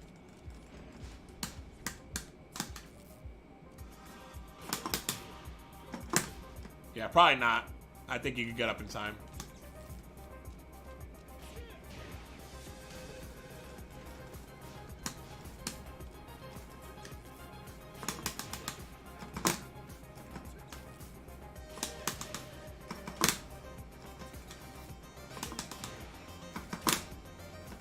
Even if I were to dash, it still whiffs. Does that knock down the back turn? Wait, what? Does that knock down back turn? Oh. It do. It do. And in combos, it does juggle starter. It's also on access up close. It might be right when I say it, it might be I was in the middle of saying the word consistent, and and it whiffed. It's also a maybe semi-consistent Magic 4 conversion, depending on the matchup. So it's got that going for it too. Anyway, down forward 2, down 2 is good. Definitely good. Maybe even better than down forward 2 too. Next is down forward 3. All right, down forward 3, which has a follow-up. Down forward 3-2. This is mid. No hit confirm on this. Down forward 3-2. It is -6. The first hit is -6, and the second hit is -6. +5 on both, whether he goes where he does a follow-up or not. And I think, the fuck does that mean?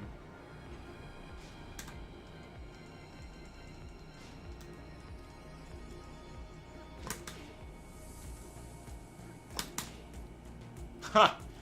If they're crouching, you can't delay though. If they're crouching and they get hit by a second hit, you get that knockdown, which puts them at +30, but they can block. +30 guard. Same thing on counter hit. Miguel isn't afraid to walk that line, was it? King Jose, I'm 100% on the fence about that boot. It's on the verge of both badass and stupid. Oh, the stomp? Or you mean the boot that's flapping around? His right boot. What's going on? Either way, I mean, I guess it's nice that this has some weird properties for catching duckers. But he doesn't get that unless it's the second hit by itself. But the first hit is a mid, so I don't really get it. I don't get it. And you can't delay it. So it's like, why give that second hit those kinds of properties? It's very weird. There's no counter hit here. And then on standing, it doesn't happen at all. I don't get it. Let's see how it tracks. Alright.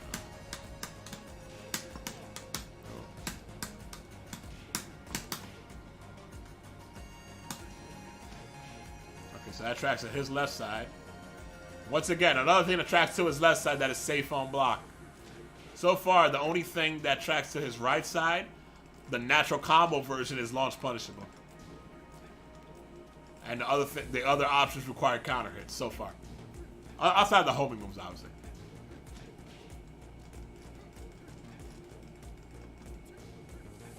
And here I would say if the first hit were the whiff and the second hit were to catch me, then at least it would blow up like sidestep low parry OS. But it doesn't even do that shit.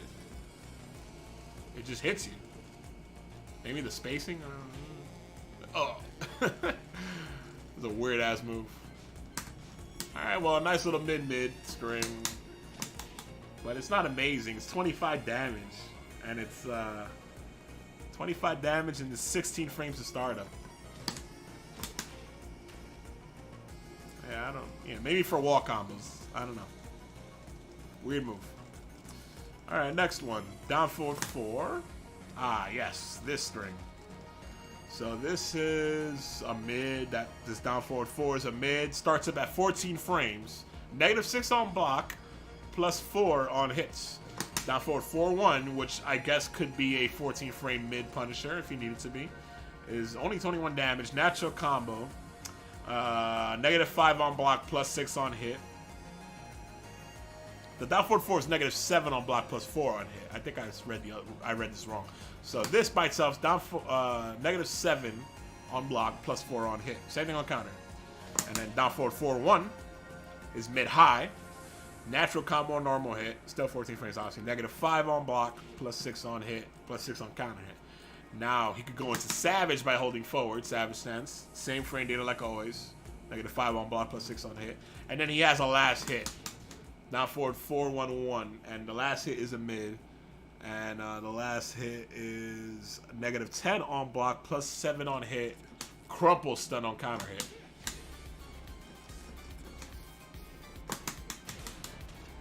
Yep, crumple stun on counter hit.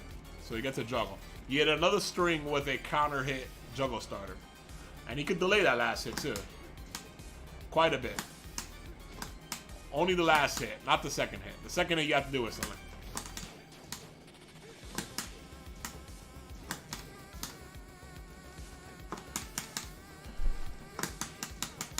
Alright, so if the second hit counter hits, it combos. Not regular hit though. And if you delay it, it still combos. Pretty good. At least that is. And it's only -10, but you could probably sidestep this. Of course, you could duck the second hit also.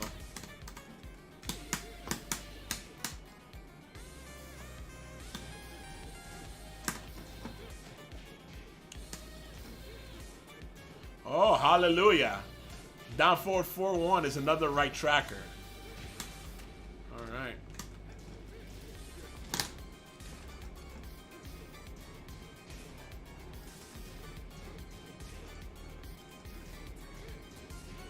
Alright, maybe if he delays it, but I cannot sidestep at all if he doesn't delay it.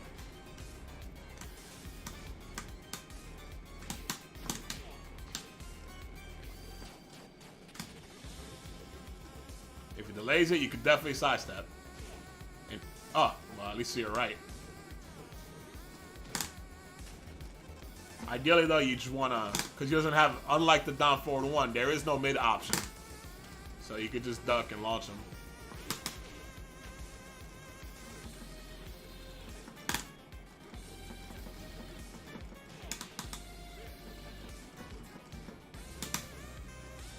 So yeah, -10.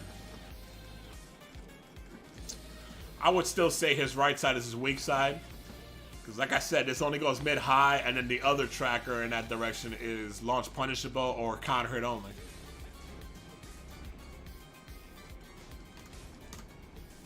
I think if you were to go the other way, you'd eat way more damage than you would going toward that stuff. You want to go left to his right. Alright. +7 on down forward, 4-1-1. Alright? On regular hit. And on counter hit, juggle starter. Next, down 2. This is one of his old bound moves. This is force crouch, -7 on block, 18 frame startup. It is an elbow, so you cannot reversal it. Not generic reversal, at least. +4 force crouch on hit. And on counter hit, excuse me for the perp, he gets a free stomp.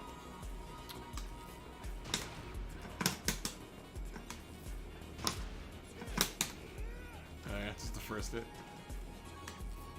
So free stomp. I don't know if he gets anything better than that, but you just want to stomp. The stomp does a nice chunk of damage. 20 damage, so just do the stomp. Yeah, that's good. It's a good move. It's only... But like I said, on block, it's -7. If this were something like -2 or 3 on block, force crouch would be better. But -7 force crouch means everything is going to hit you for tracking, including while standing launchers. You don't want to deal with that shit.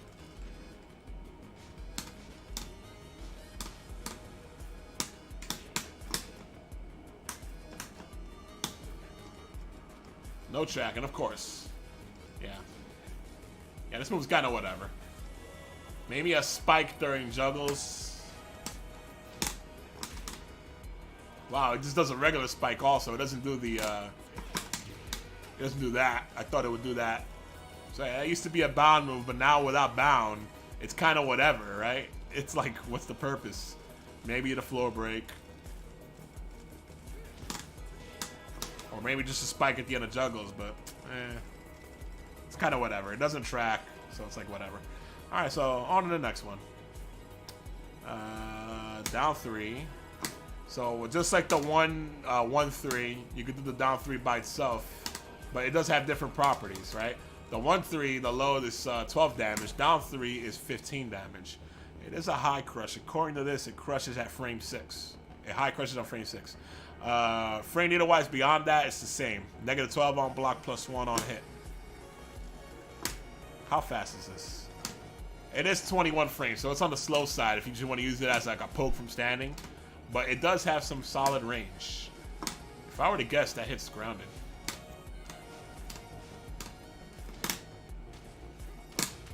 Oh, well. I suppose that doesn't matter if it did, because you're going to get the stomp if they're grounded if you press down 3. So, never mind that. So don't press down 3 in the situations thinking you're gonna get that down 3.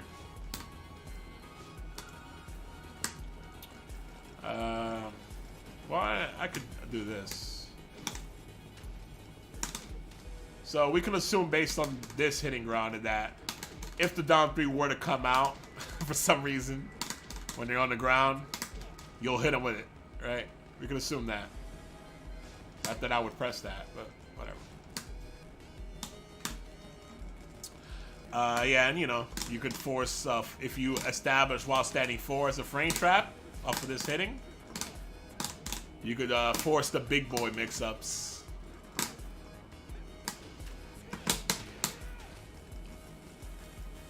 This sweep becomes a juggle starter on when he has rage, just like the down back one does. A full juggle starter.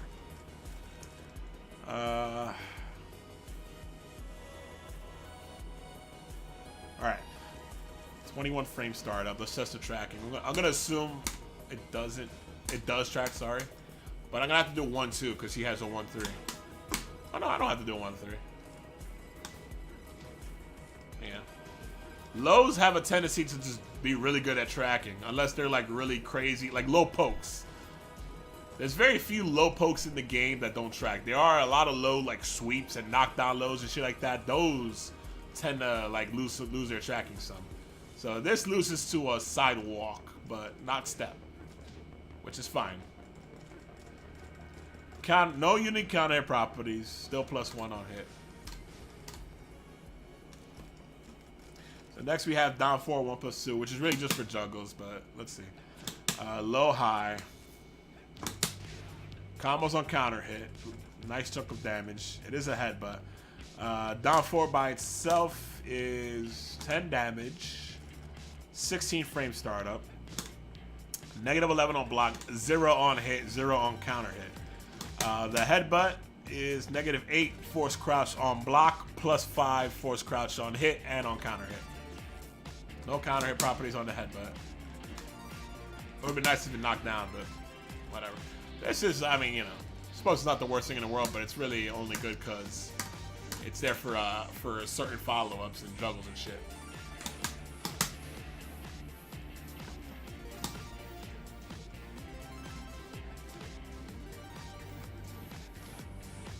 See? Pretty much another one of those low pokes that track. If you want to like do a round ending pretty fast low, because this is 16 frames, is down 4, it's totally doable. It's only -11 on block, and it has decent range. It's pretty decent range. You could even use this in a regular neutral situation. Although I prefer to go with like high crushing lows, but his is on the slow side. So, I mean, you know, you could say, hey, why do that when you have down back 3 and down back 4? If I'm not mistaken, we'll see when we get there. Those are both worse on block. That's why. Not only are they worse on block, they're slower. So as a round ender, if you got them at really low health, I would go for down 4. Unless they have like a rage art, then maybe go for the bigger damage, you know, but whatever. It's just nice to have. Alright, so you can hold forward off of that to go to Savage stats like always. Frame data remains the same as always. I'm pretty sure it doesn't jail.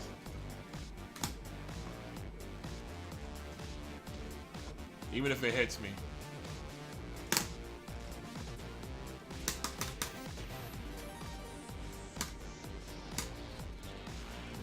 Alright, they don't jail. So next on the list, down 1+2. That's really just something I would use as a follow-up to forward 1+2. It does high crush, but it doesn't seem to get any free follow-ups. It does do a nice chunk of damage though, I suppose. But if you're gonna high crush, that's not worth it. Because on block, this is -12. Also, it says here crushes on frame 10. Let's see if that's true.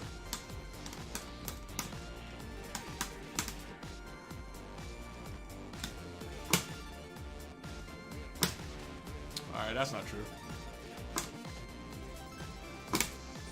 Okay. It crushes faster than frame 10. Well, that's our slow.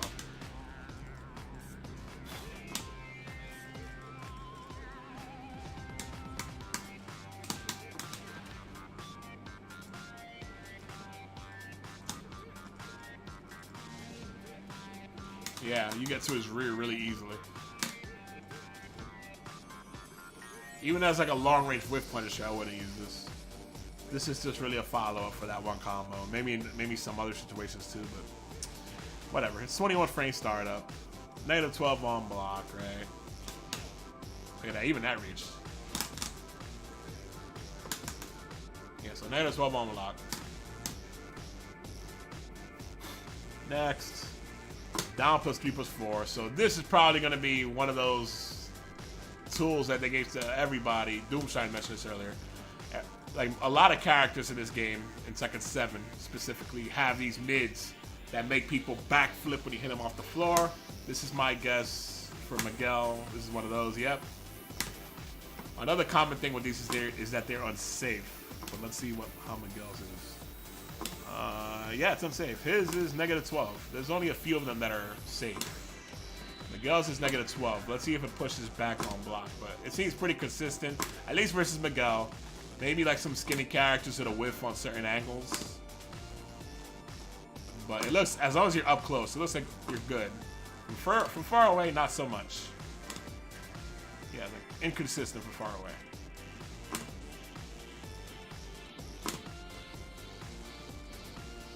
As long as you're up close, you're good for it.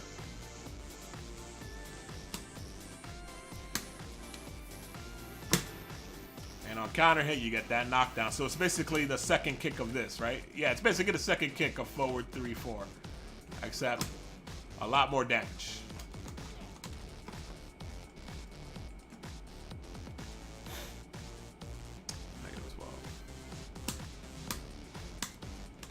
So this is a good move. If you're in a general Oki situation and you're like, I need a mid, that could be your go-to mid. For people who just stay down on the floor.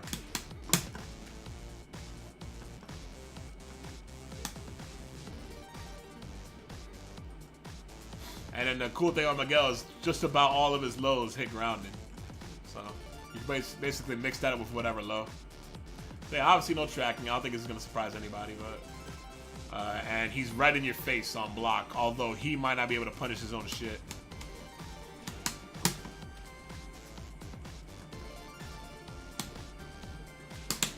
Because I thought he might not because he moves himself back a little bit.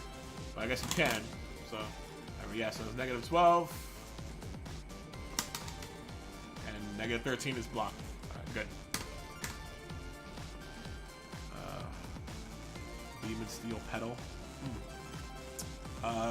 Next on the list here is Down Back One, the classic. This is an obnoxious low. I still have trouble dealing with this, but then again, if you guys have seen me play online, you know I suck at blocking lows in general, even seeable ones. This is supposed to be seeable, but you can get away with it every once in a while. This is kind of like Geese's down +1/+2. The Down Back One, without any charging, because you can charge it, is 25 frame startup. He recovers crouching, and you can combo into while standing forward, down 4, 1/+2, which will break the floor on that one floor break stage. Or you can combo into forward, 2, 1. You crouch cancel with the dash, which is the same damage, and I think also floor breaks, right? No, it's a little bit less damage, but the point being, if you're gonna floor break, the forward, 2, 1 is probably better because it's only 2 hits into floor break. While if you do the while standing 4, you're adding that 1 hit for shitty damage. Oh, the down 4 is actually what does the shitty damage. The scaling. See, the down 4 is taking up 50% scaling for 5 damage. So going right into forward, 2, 1 is gonna net you bigger damage juggles if you floor break. It also probably gives you better Oki in general. Right, let's see. Not really. Because you can go into Savage stance using the down 4, 1/+2, and that's a classic, right? Let's see what we could do with this.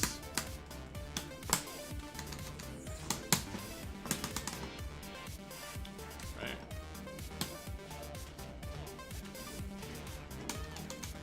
Okay, so we can side roll that.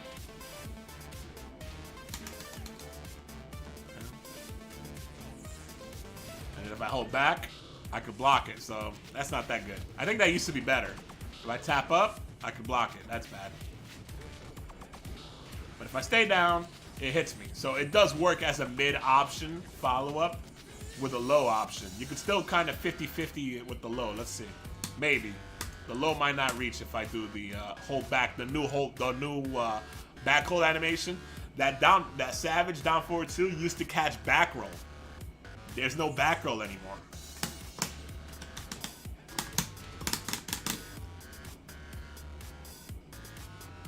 Oh, I didn't go to Savage stance.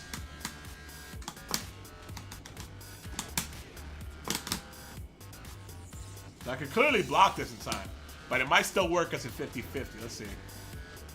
Yeah, it reaches. Good. If I hold back, it reaches. That's what matters. Let's see my side roll. Yes. Okay, see?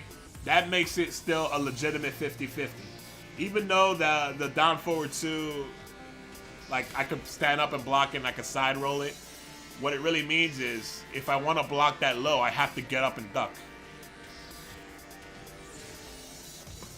Cannot low parry it either. Not in time. So yeah, you have to get up and just block it.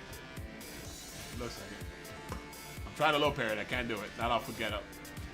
So I have to block it. And then if he does the down forward 2, getting up and blocking is going to get you launched.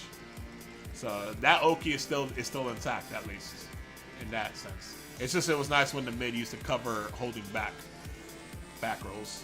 But whatever. No biggie. I do see good Miguel players still go for the full forwards 2-1 now, and I don't really know why. I don't really know, to be honest with you guys. He's right in your face, I guess. He is right. No, he's not. And you can hold back and space that out. It does less damage. The Oki's worse. So the only situation I would recommend it is, like I said earlier, the floor break situation. Whatever. Alright, but what he does have now is cross cancel. Oh, I held it there, sorry. Down back 1, cross cancel, tap up, down back 1 +2. And then you start a juggle. Can you tech the 4-4-2-1? No, you cannot. No, you cannot. If you see it as a combo, this is one of those instances where that is reliable. If you're too slow, it'll probably connect as a reset. No, it comboed. See, there you could tech it. If it combos, if the first hit floats you to the second hit, you cannot.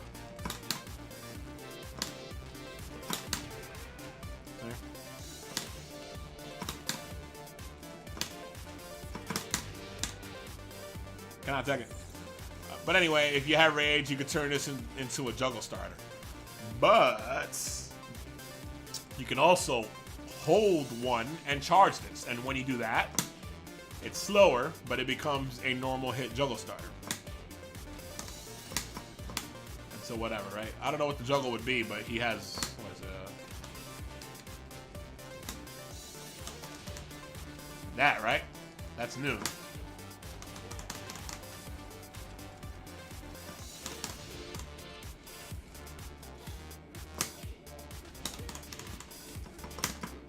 So whatever the hell his juggle is, I don't know his juggles, but so yeah, and I'm sure there's better options. You can cross cancel, probably do better stuff, but charging it makes it 31 frame startup instead of 25, and it's supposed to be seeable unless you're fighting a scrub like me who can't see lows. But in general, it's not something you want to make a habit of doing. If you're gonna use down back 1, unless you really just want to fucking show off and you're like, this guy's a scrub, he doesn't block lows, I'm just gonna fucking do it. By all means, go for it. Whether it's fully charged or not, it's always -18 on block. It's always launch punishment. Always, always, always, always.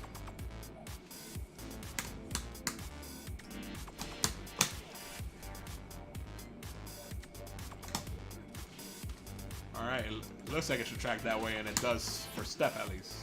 Not for walk though.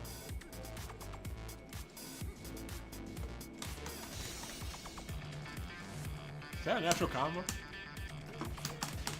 Oh, so that is like a new while standing option for him. This used to be one. But that's a shitty damage launcher because the second hit is 5 damage for 70%.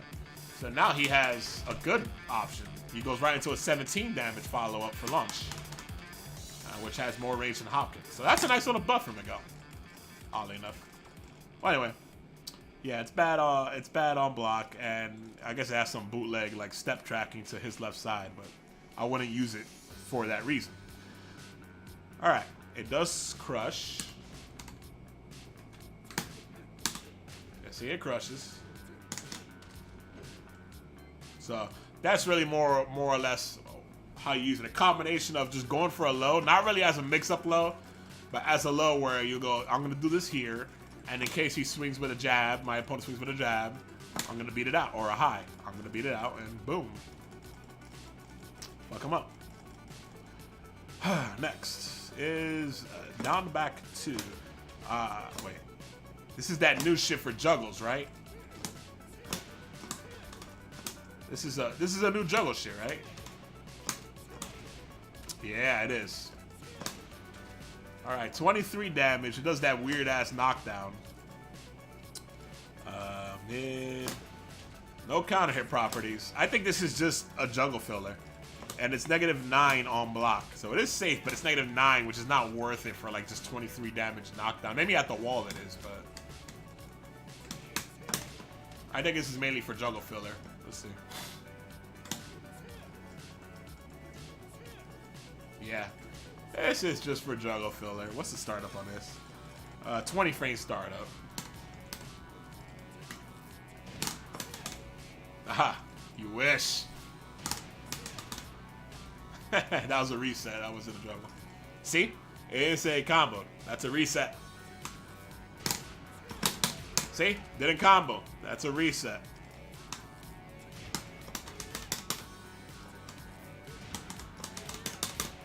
That comboed. You cannot that's not a reset, so you cannot tech it. Resets you could tech. Anyway, what was I saying? Oh yeah, so down back 2 is really just his new juggle filler. I've seen there's a lot of juggles where he does like 3 or 4 of them, not in a row necessarily, because it whiffs, but it's just like you know, just some shit he does in a lot of juggles. I know that much.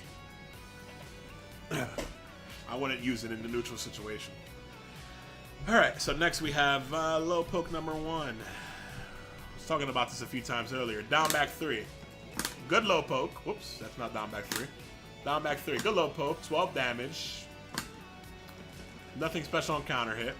And it's always +3 on hit. On regular hit and on counter hit. I think this tracks well. Let's see.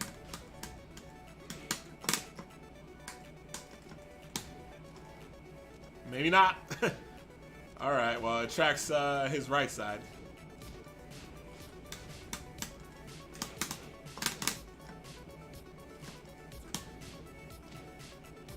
Yep.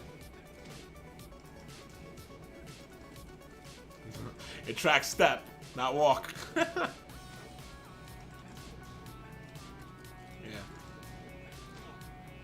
So it tracks step. So the tracking isn't so great on this, unfortunately. Thought it was better. Maybe it used to be better. That's unfortunate. This should have. It's only 12 damage. It should have good tracking, in my opinion. Oh, whatever. It's still all right. You could hold forward to go into Savage Stance for +3 frame advantage. We'll go over Savage Stance later. But yeah, +3 on normal hit if you hold forward, and then it has a follow up. Down back 3/4, which doesn't combo on normal hit. It does combo on counter hit. This is another one that, like, low-level Miguel players like to abuse. It's definitely been abused on me before, because I'm not sure if that's new or not. That shit always throws me for a loop. I'm like, he has an extension off of that? I don't remember him having that before. Or whatever. Maybe it's just another way to, like, stop people from swinging from when you go into Savage Stance on hit. Because maybe Savage Stance, I don't know how fast the moves of Savage Stance are. But if you don't have a real frame trap in Savage Stance, having like a follow-up to stop people from pressing, just like with down forward 1 Savage Stance, you got like down forward 1/1 and down forward 1/2, shit like that. But yeah, and down forward 4/1/1, right? You always, it seems like for a lot of these Savage Stance transitions, you have the strings or the moves that go into them have other follow-ups to stop people from swinging, I guess. It's my guess. That's really what they're there for, but a lot of people use this as a double low gimmick, basically, which it's alright, I guess. If you want to use it that way. I wouldn't recommend making it a habit, though.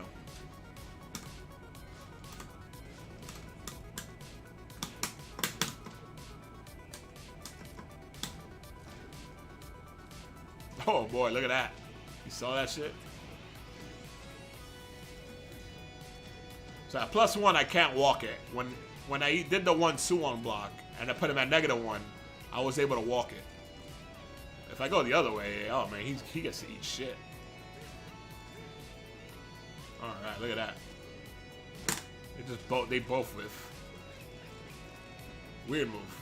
At least he moves forward a lot for it, which is a blessing and a curse, because him moving forward so much is probably the reason why that second hit whiffs.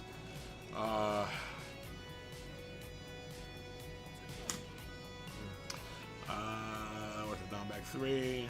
Down back 3 Savage. +3. Does not force crouch, but it's always +3. And then down back 3/4. It's actually, wait, oh shit. It's actually negative on hit. That second low is -8. That's -8. That shit sucks. I didn't realize that. Oh, that felt awful. You saw how slow the jab came out? Ugh, yuck. Oh god, that low sucks. Oh man, I didn't realize it was that bad. And then on block, it's -19? Am I crazy? Is this the start of a 10 hit or something? Is there something that I'm missing here? Oh my god. I never knew. Do you guys have realized how many like mediocre Miguel players I ran into online that would hit me with that, and I'm like, oh, he's probably plus. He's plus on all his lows and shit. God, not even, maybe as a round ender. If it's that bad, that's like a round ender right there. That's like, oh, I'm fishing for low pokes and shit, but I'm gonna end the round by going low, so you don't punish me, and then if you happen to block the second one, you kill me, I guess. And even then, ugh, gross. That shit sucks. All right, down back 4. Another good low poke. This one is +2 on hit, but forces crouch, and on counter hit, it knocks down.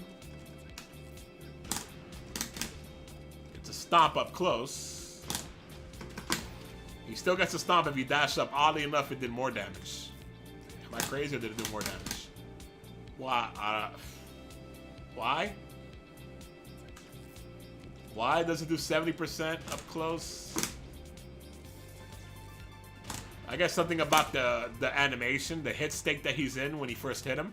His legs flying behind him like that mean he might be able to get a rage drive, maybe?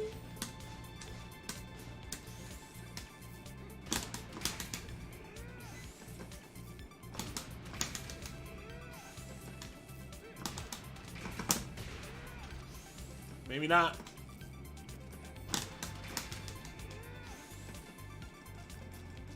So I guess always dash and stomp. Don't just stomp if you want to get the max damage. It's like, oh, counter hit, dash up into the stomp to make sure you get the full damage.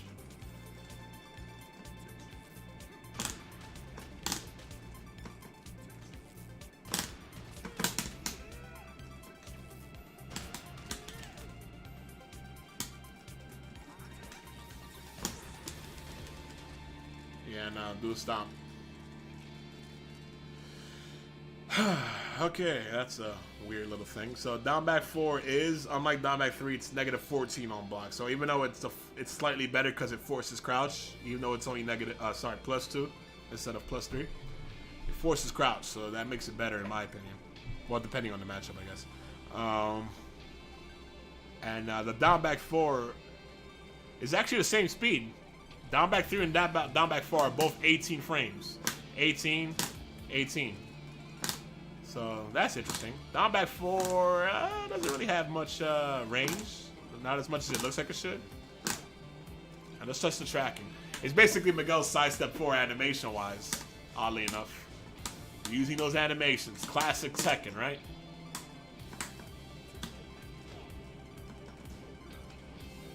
Yeah. Oh. Well, the down back 3 tracks to his left side better. That's for sure. While the down back 4 tracks the other way. Oh wow, that's gonna be weird to do.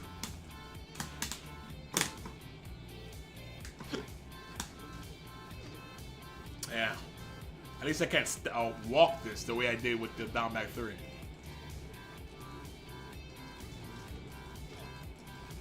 Man, so he has to choose which low based on which way his opponent's moving. That's unfortunate. That makes you have to think about too much. These are little things that don't seem like a big deal. But when you gotta think about this, like, they're a bigger deal than you would think. And it adds up. It's adding up a lot here from Miguel. When he has to deal with steppers, his homing move so far is forward 4. Slow ass shit. He doesn't have a fast homing move. Cyclone. Cyclone. Cyclone, Sucklone.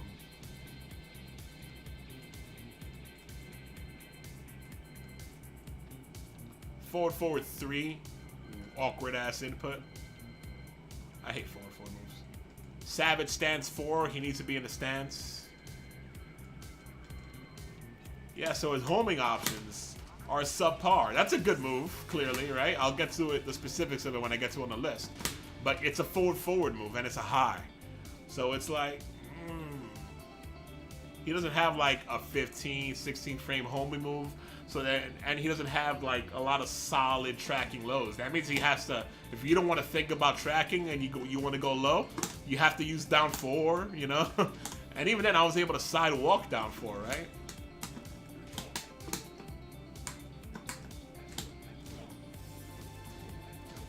Okay, no, I wasn't. So down 4 has you covered at the very least. So you kind of have to rely on down 4 if you don't want to worry about which specific direction your opponent's going to sidestep. If you try, I mean, if you have to consider sidestepping. So it's like, you know, these things add up. They really do. You don't think about it in the lower level play, but the better you get at the game, and the more you have to think about what your opponents are doing and punishing, more about punishing their specific tendencies than it is about like just doing shit, just doing moves. You know, that means you have to think about a lot more things. So, like, instead of just thinking, oh, if I'm Dragunov, my opponent is sidestepping and I want to hit him with a low, so I'm just going to down 2 even though they're sidestepping, it doesn't matter which direction. Down 2 is going to hit them. I don't have to think about it. But if you're Miguel, it's like, yeah, I got this. That's pretty good. I got that. That's pretty good. But which way is my opponent sidestepping? I hope he doesn't go the other way because I'm going to do this now. I hope he doesn't go the other way because I'm going to do this one now. It's like, no. And it's like, if I want to check both sides, 10 damage.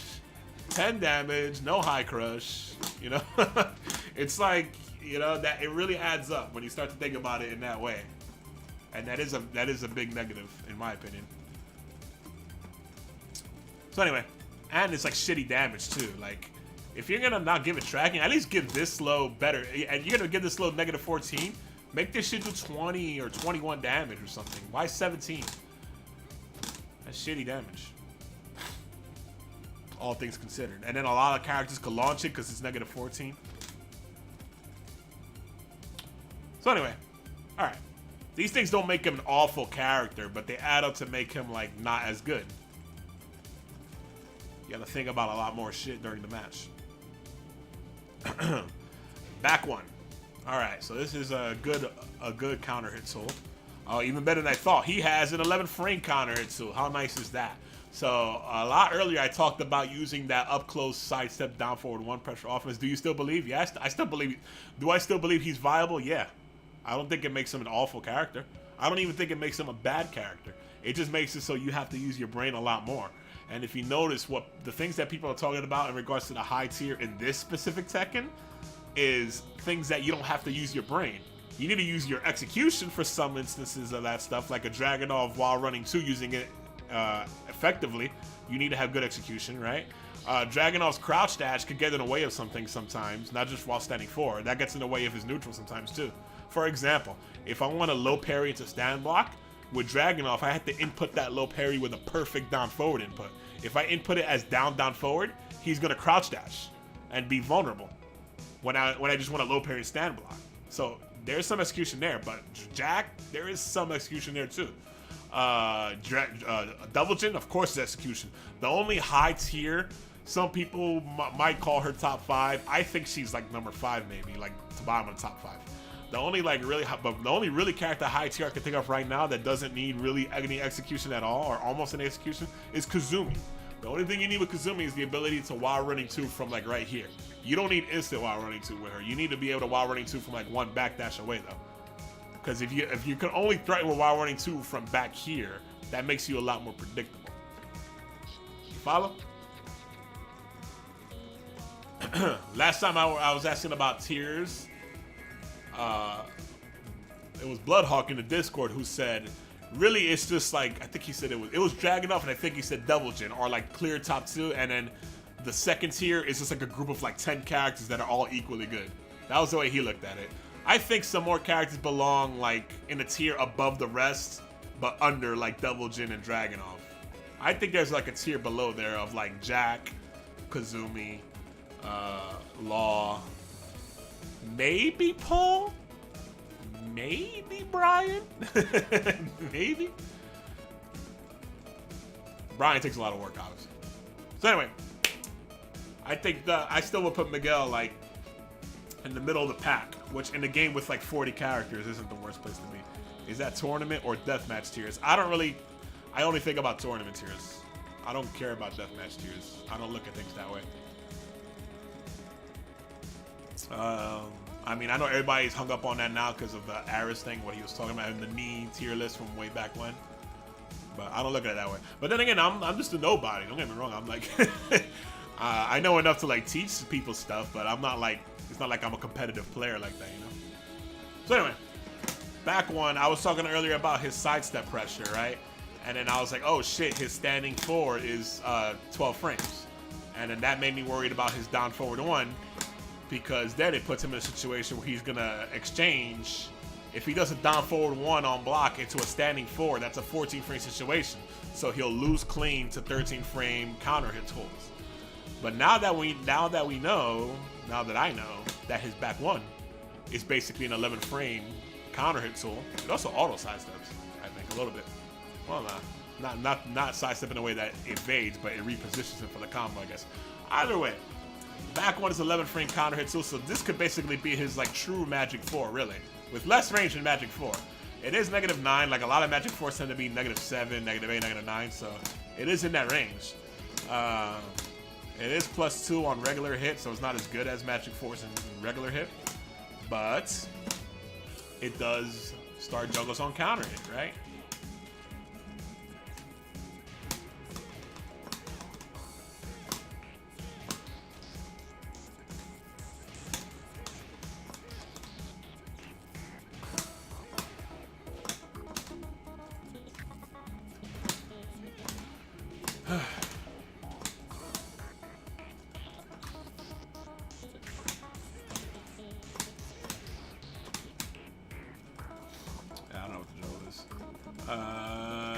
John Dingadong messes up Mr. Naps with Chloe. Not sure it matters that much. It matters at the absolute top levels of play. If it didn't matter, you want to see Neat jumping around on characters like he does.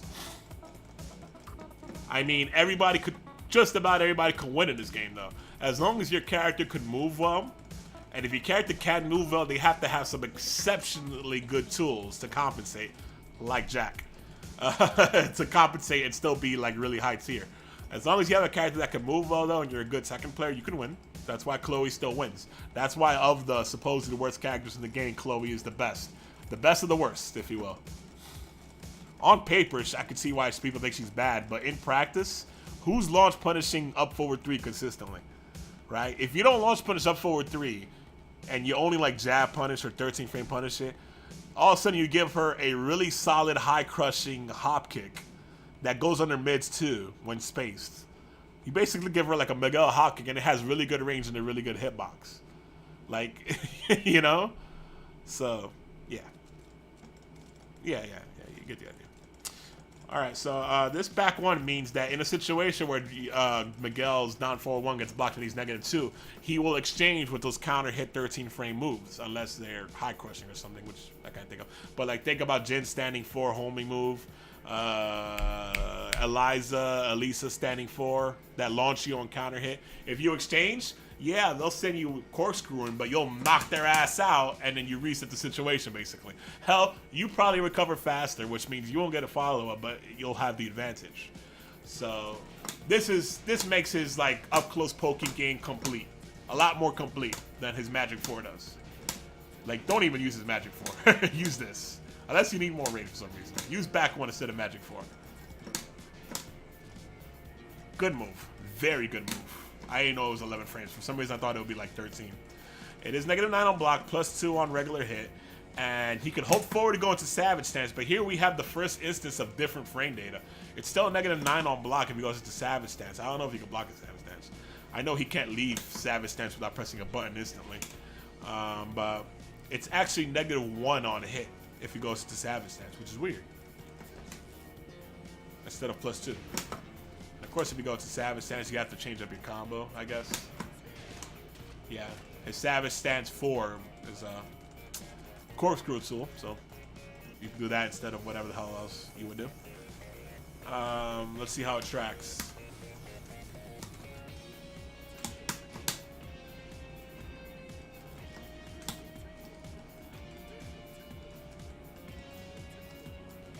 Yeah, so there's 0 tracking on this shit. No tracking at all.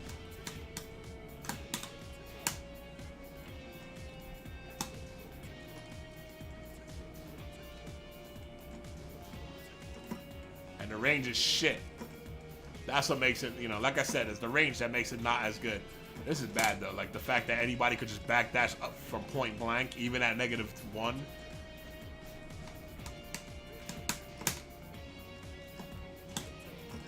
Yeah, that's bad. Ooh, that's really bad.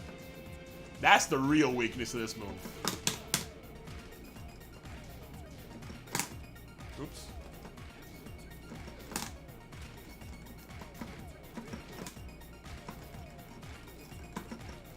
And that's an easy confirm too.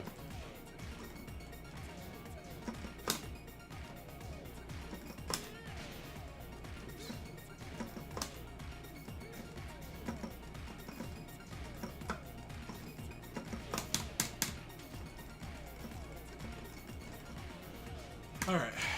Yeah, so be careful with that. That's like an anti-Miguel thing there. That back one has trash range, but when you're point blank, it's not a bad like replacement for Magic 4. But if you're spaced out for some reason and you want a fast counter hit tool, don't use back one. Don't use back one from back here. Only use it up close during your poke pressure. Don't use it from back here.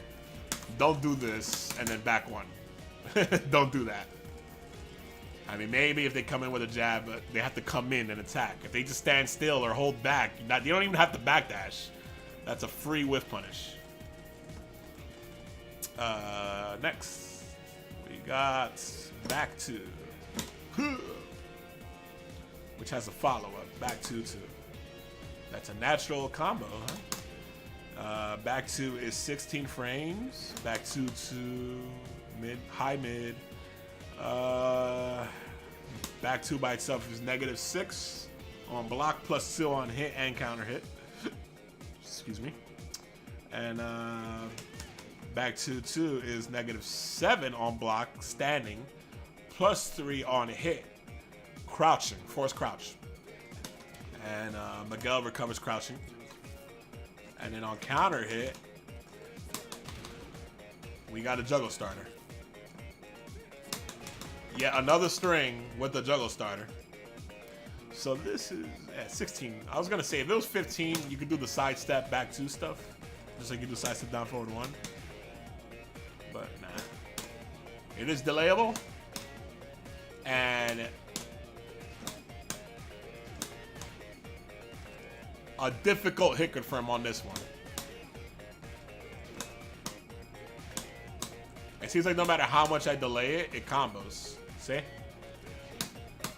And you could definitely press the second 2 quite a bit after you connect the first hit. So this is a hit confirm for 37 damage. That's nice. And it's still safe, even if it gets blocked. So this is a pretty good move. Can you sidestep the second hit? I haven't tested that yet, but I'm guessing if he delays it, you can. That's a delay, right? So it sets the tracking. Another decent move that tracks step to his right side. Not walk, though. At least off a jab. And not at all to his right side.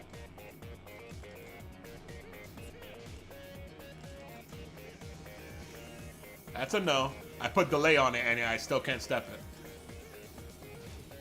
So this is a solid hit confirm. Yeah, solid hit confirm. And it tracks step to his right in that situation at least. I should have been doing more 1-2 testing for tracking. Yeah, not at -1 though. At +1 up close though, it tracks. Oof, weird, inconsistent, huh?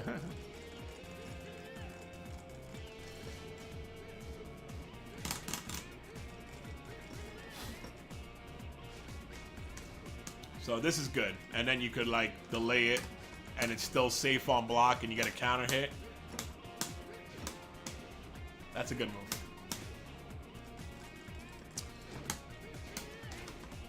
Spikes down, maybe 4 breaks, I don't know. All right. Next we have his plus on block pressure move. This is one of those moves that you typically want to use only when you have your opponent really scared or when they tech. In a situation where you can get up close while they're teching, you can throw this in there and it will be unable to interrupt or sidestep it. Reason being, this is +7 on block, +7 on hits, force crouch only on hit, and on counter hit, it starts juggles? Oh, well, I was about to say.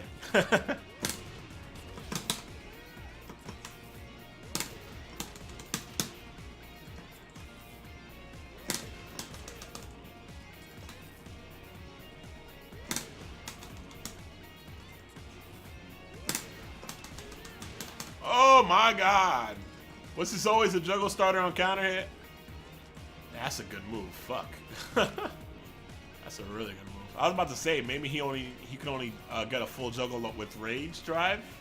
But no, down forward 2-2. 30 damage, man. Oh, it doesn't end there. He can also go into Savage and of course retain the +7. +7 force crouch on hit, +7 on block. Does not force crouch. Jesus. Man, that move is fucking... I always knew that move was good, but that move is fucking good. Damn, that might be the best of those pressure moves. A lot of characters have those pressure, like +7, +8, +9 moves. The only character I can think of that has like better ones is like Leo. Because Leo has a high... It's high, but it's homing, and it starts juggles on counter hit. And when it hits an opponent out of the air, it corkscrews. His is mid. If you go to Savage, you could juggle with the Savage 3 on counter hit. Thank you. There you go. Cool. Or you could just do the first hit into whatever.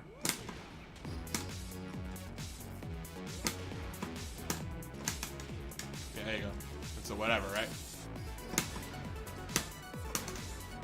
Nope. Can you? Oh, that's one more. So yeah, back 3 is still fucking good, but of course it doesn't track. I mean, surprise, surprise, right?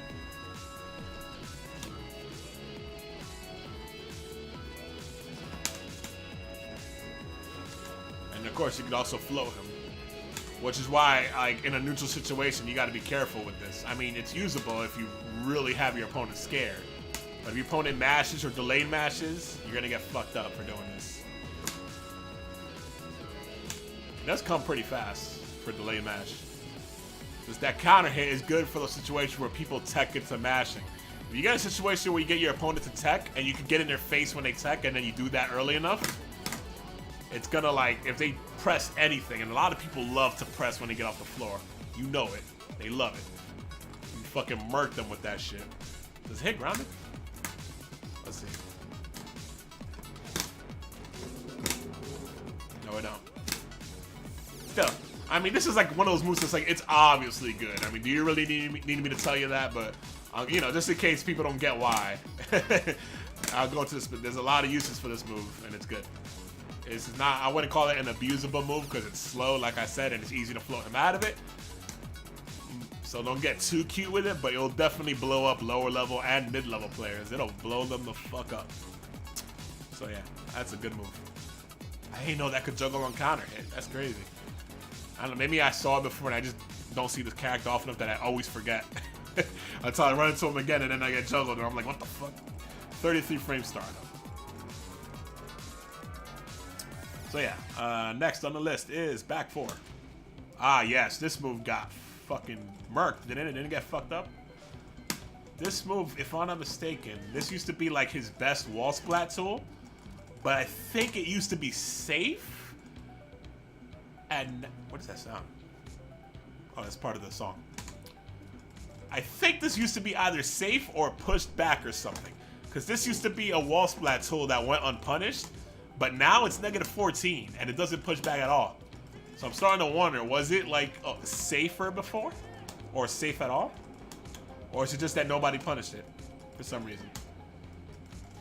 So like that kind of really ruins his wall game, because like watching people like NYC Fab back in Tekken 6, I don't know about Tag 2, but in Tekken 6, this was often like the mid of choice to wall splat with some distance, with about a backdash worth of distance. But now that it's armor, can't make it safe unless it's super slow. See? This song reminds me of Poker Face for some reason. Can't read mine, can't read mine, Poker Face. 30 damage on counter hit, 25 damage. It does good damage at least, but yeah, I don't know. It seems shitty. Seems shitty to me. And I'm sure it doesn't track.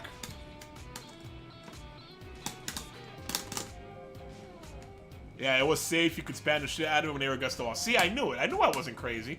There's got to be a reason it was like that before, but now it's not. And that, for Miguel players, long-time Miguel players, that's one of those changes that I bet you they bitch about all the time. If you were to ask them, what about that new bag 4? They'd probably go non-stop whining about it. That shit is trash.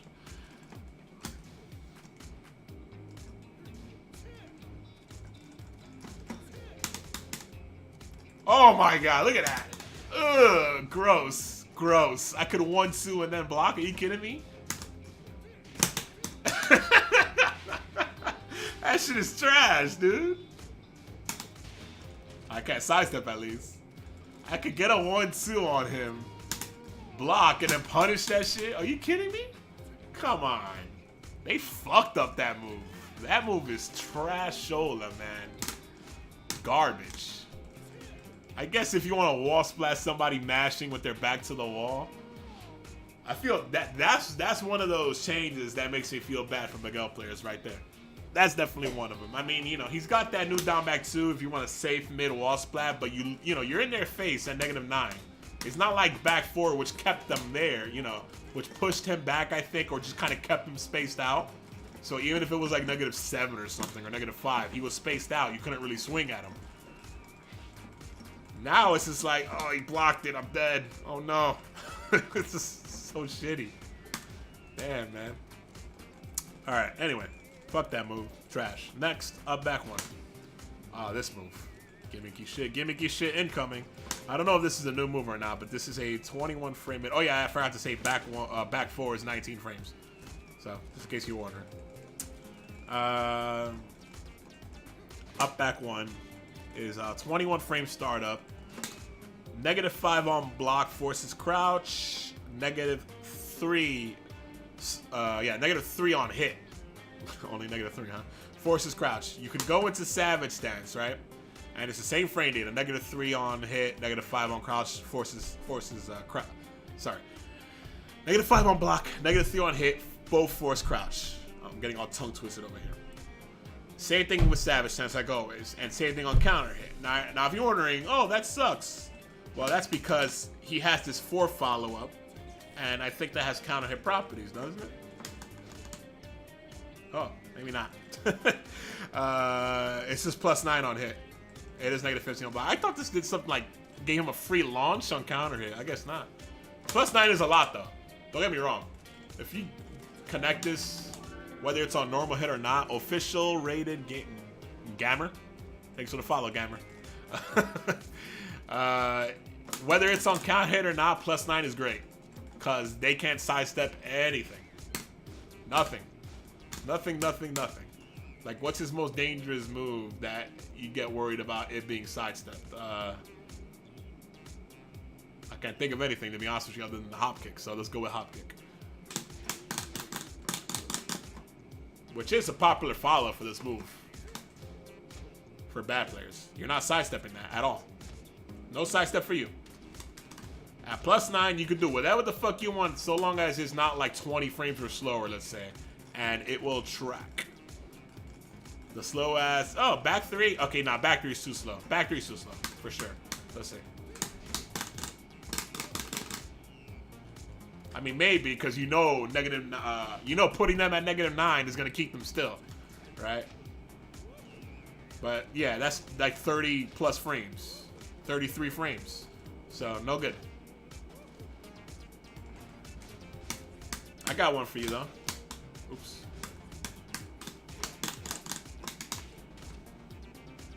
That might be too slow, too. Oh! Look at what we got here. All of a sudden, you're in a situation where you cannot sidestep down back 1. Let's see if back 3 does that also on block.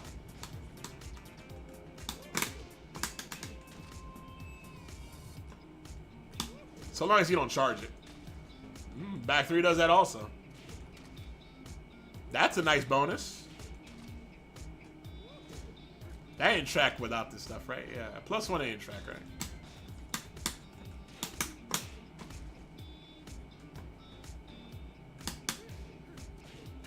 Yeah, see?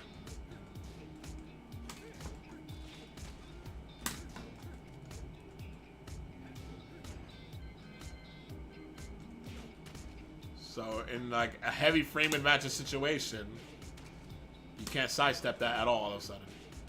So that's nice. But remember, like I said, that's not really a mix-up tool, and this is one of those situations where your opponent probably will not swing.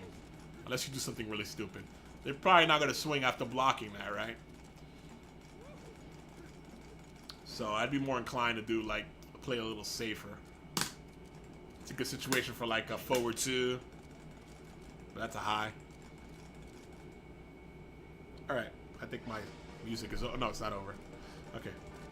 So, yeah, it's super risky, but you could tack on 20 damage counter hit, 17 regular hit on that low, and get +9.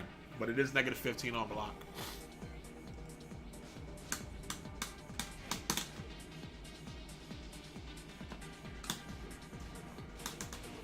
Okay, that is 15. Good. At least 15.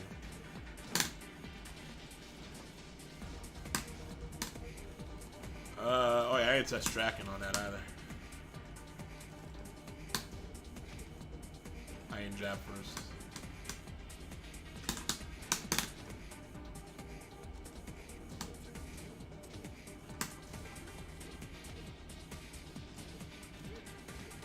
Alright.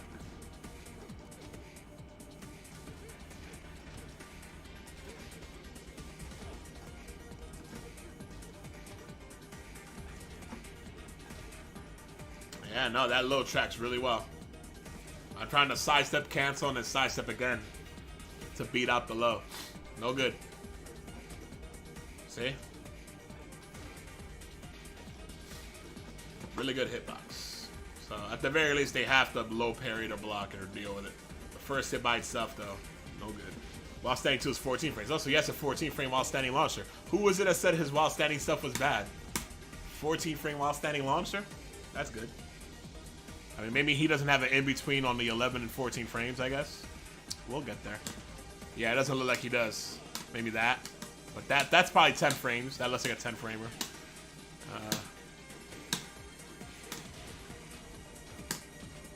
Yeah, so my guess is he does not have a strong in-between, right? And that's why his while standing sucks. But he's got a 14 frame, so that makes up for it as far as I'm concerned.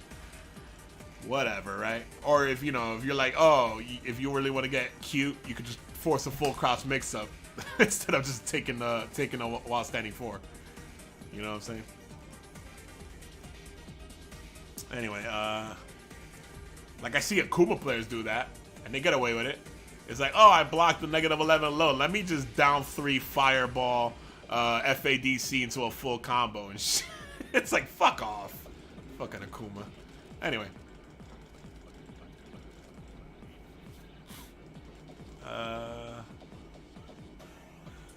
Where was I? I was up back 1-4. Okay, so that's up back 1-4. +9 on hit. -15 on block. And that low is supposed to be the big old deterrent. I ain't tested if I can interrupt it. Let me see. Definitely cannot interrupt it.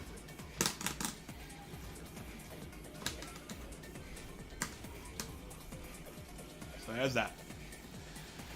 Alright, next is up forward 1. This is... Oh, this move. This is 25 frames. Big old punch upside the head. This is another one of those + on block babies, isn't it? No, wait, is it? Where is it? Where is it? Where the fuck is it? Up forward 1. There it is. +3 on block. Does not force crouch, even though it looks like it should. He jumps. He jumps. According to this, he's jumping on frame 9. But this was wrong before.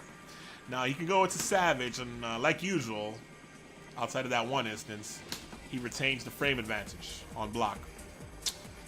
+3. Does not force crouch. I said that already. Counter hit and knocks down. And I think in like juggle situations, how do I corkscrew again? Oh, up forward 1. Okay, yeah, if you want to break the floor, that's an option to break the floor also. If you happen to hit people out the air, it'll break the floor, I guess. They gotta hold back when they get spiked with that.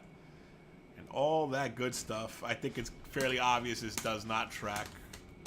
My guess.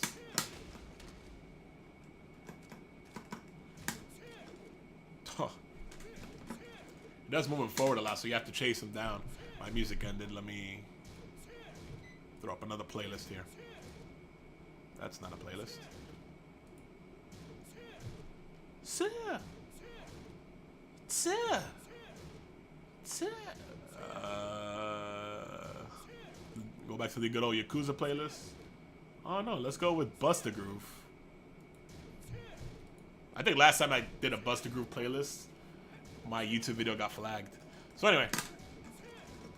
Yeah, this is another one of those that are plus on block. You could use it similarly to the way you use back 3. But it's not as good on block as back 3 is. So you could totally use it though. And it's not on good on counter hit either. At least it moves him forward a lot. So. Alright, next. And of course you can float him out of it, juggle him. It's a little faster than back 3. It's 25. Back 3 is 33 frames startup. And back 3 does take a lot longer to jump according to this. Jumps on 16 frames for back 3. So that could actually low crush, sorry.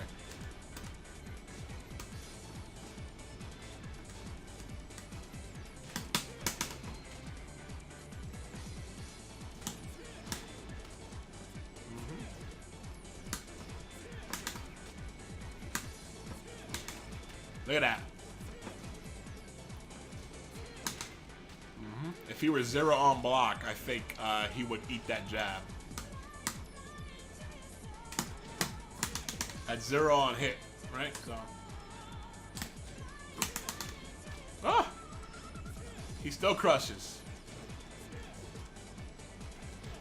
Oh no, wait, I need to put him at -1. Sorry. At -1, -2.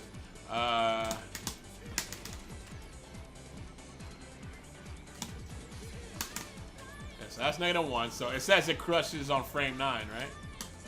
This is easier to test than usual. So that's -2. Oh. Confirmation. Confirmation.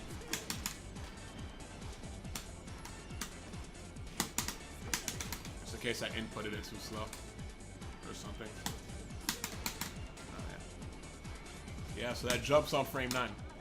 Unlike back 3.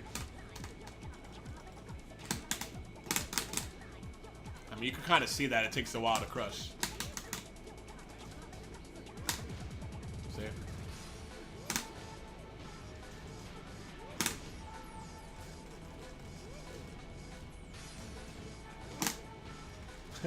$16 frame low. Yeah, 16 frame low when he put himself at -1. Clipped his ass. But he puts himself at 0.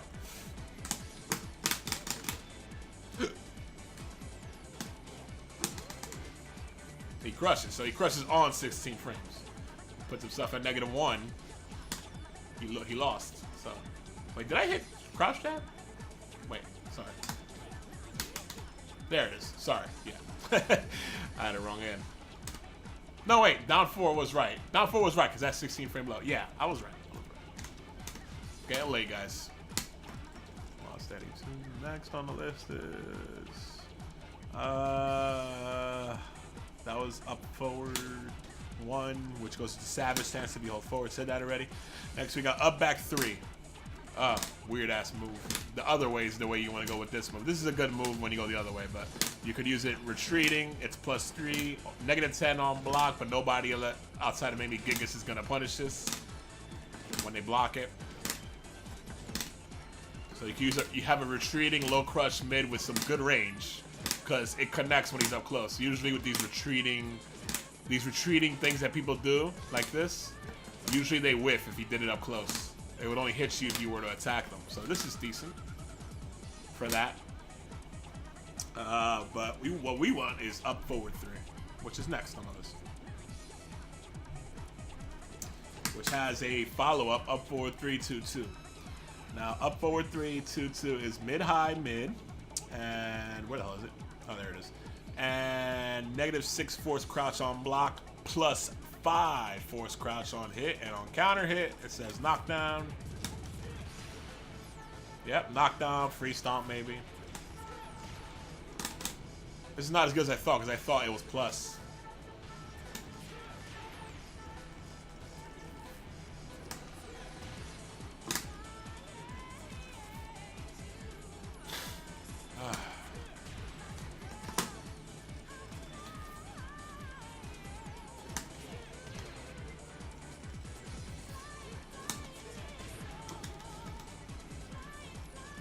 He does get anything for free. Down back 3, I guess. Down 4. Nothing amazing. But it is safe, at least. Yeah, so this is not as good as I thought it was. I thought it was plus for some reason.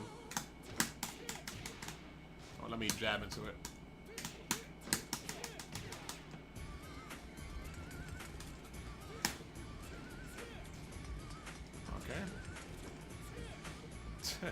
So the third hit will follow you on step, but not on walk. And you'll get the rear. Of course, you can just duck and launch them.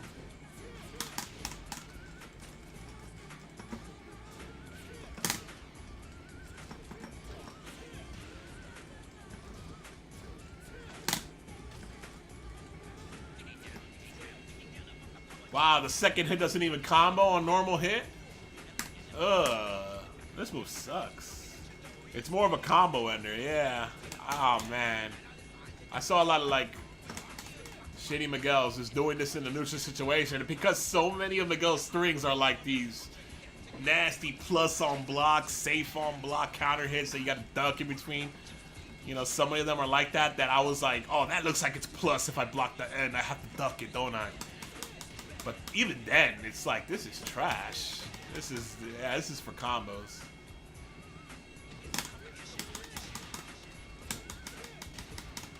Another floor break option or a spike option. But in a neutral situation, this is no good. Don't use this. The up back 3 is alright, actually. Not a bad round ender. Not a bad round starter. Depending on who you're fighting against. So yeah, that's an alright move. The up forward 3 by itself, not so much. It's still -10 and +3. So you're gonna be right in their face if they block it at -10.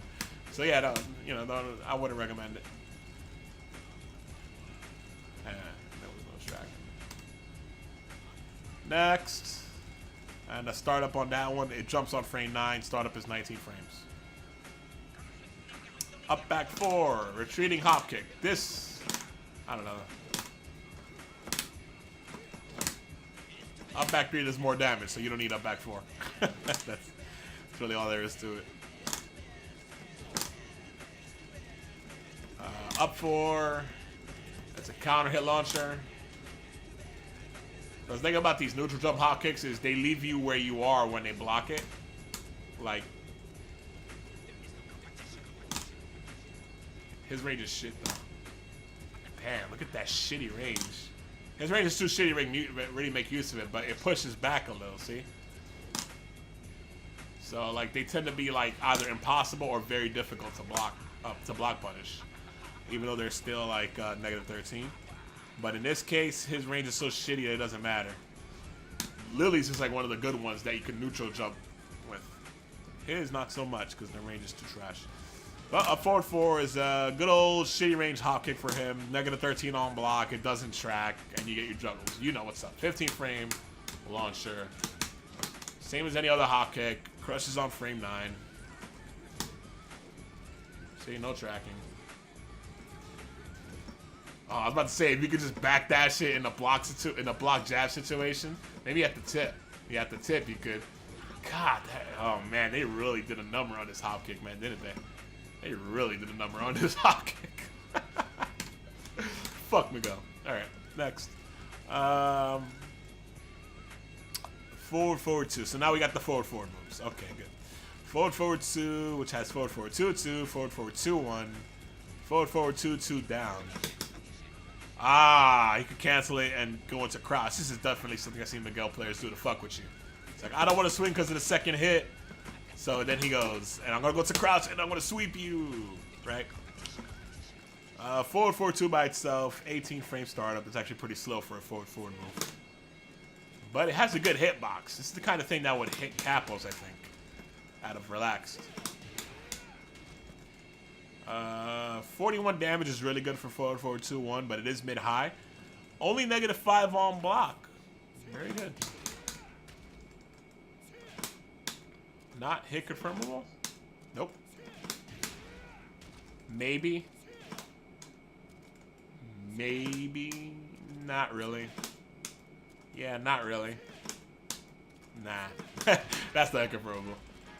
You basically got to press like the follow-up on the same frame that it connects, it feels like. Not even. Before that. Yeah. So at best, you can do the forward 2 and confirm that they pressed something in the process of your animation and input the 1. So if it happens to not lose out to whatever they press, you'll get a counter hit and you'll definitely combo it. That's your best for confirming that. The 4-4-2 by itself is -14, so don't do that by itself. Unless you're trying to fake them out with the follow-up. So the 4-4-2-1 mid-high, I'm assuming it does not jail. Stand up, asshole. Yeah, it does not jail. Then he has a 4-4-2-2, right? Which is mid-mid.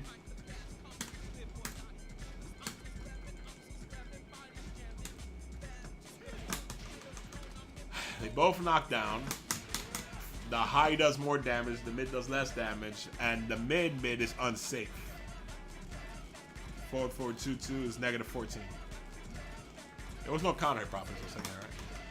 Yeah, no counter hit properties, just a big chunk of damage.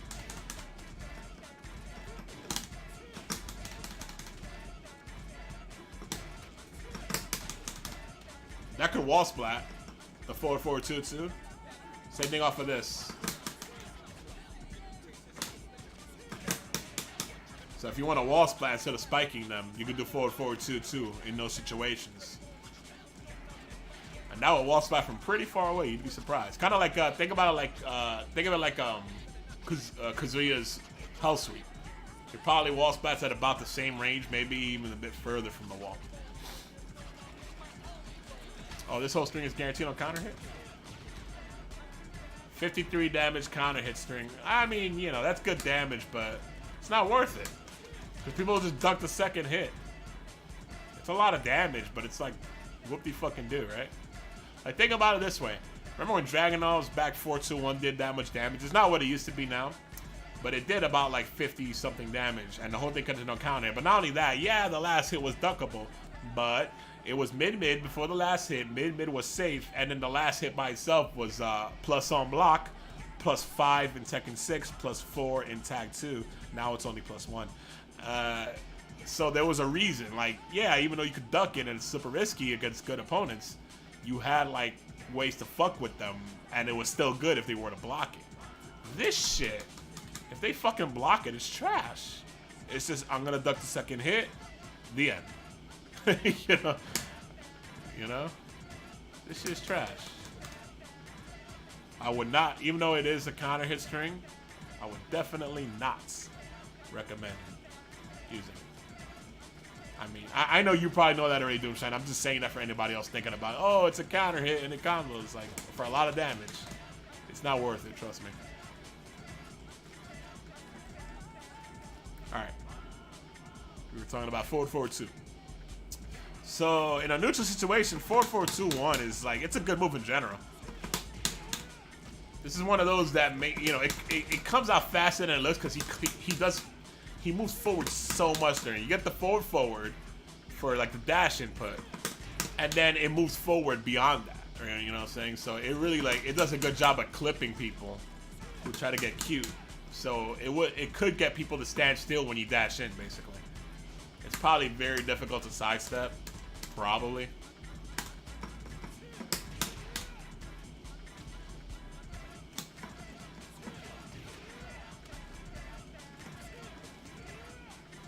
Maybe not. Well, the first hit is whiff there.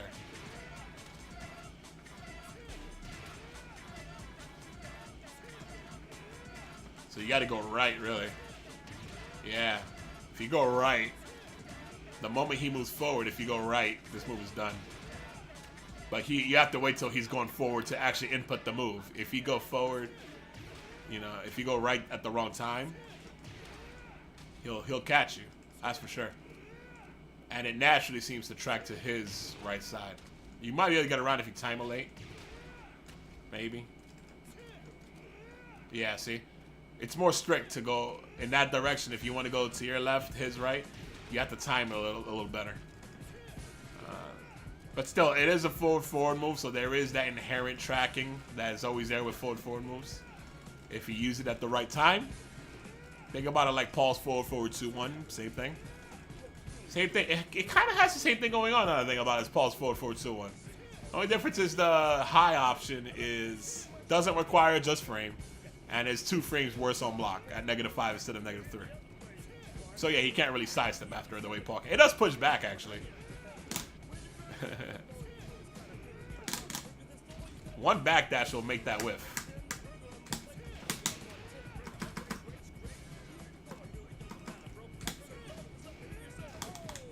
Maybe not.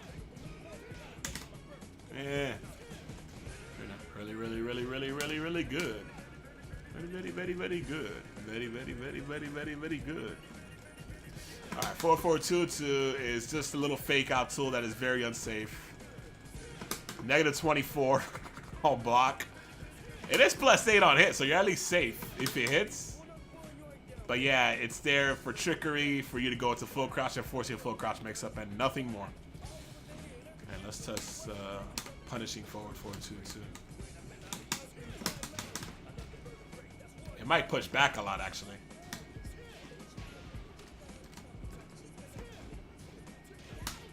They totally saved the N-word in this song. He just said it right there. In the PS1 game, it says the N-word, and I don't think anyone caught it in this Japanese dancing game.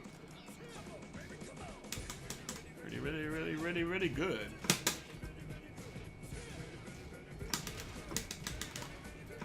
All right.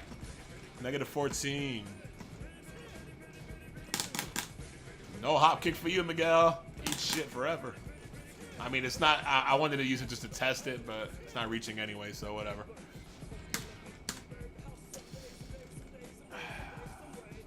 Forward 3 is next. And we saw this earlier. This is a good move. This is a homing move. Starts juggles on normal hits.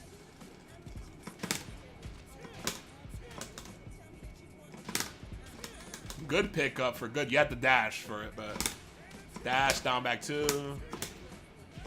And so, I don't know, whatever the hell his... I don't know, whatever the hell you would tailspin with. Oh yeah, down forward 2-2.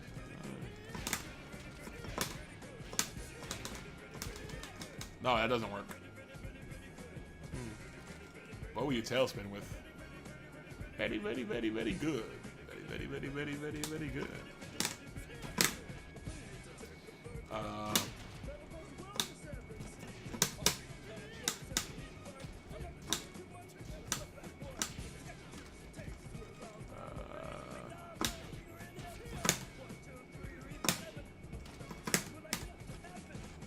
I know it's already scored the first one. I'm trying to test if it, because it's 33 damage. What that tells me is if you had a launcher that allows you to connect this right after, you could get a really good damage juggle. I know he has some, like, double axe handle that sends people flying really high. I just don't know what it is.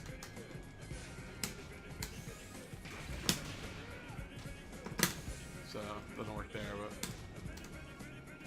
Oh yeah, you're talking about in regards to my juggler, right? Oh yeah, you're right. Sorry about that. Yeah, you're right. You can't corkscrew after this, so it would just be like into whatever, right? I don't know, whatever the ender would be. That's already 64 damage. So if he's not able to follow that up, I guess he would do something different. But right now, I'm trying to see. I know he has some launcher that sends people really high, which means that he'll probably be able to corkscrew with this after it connects. I just don't know the input.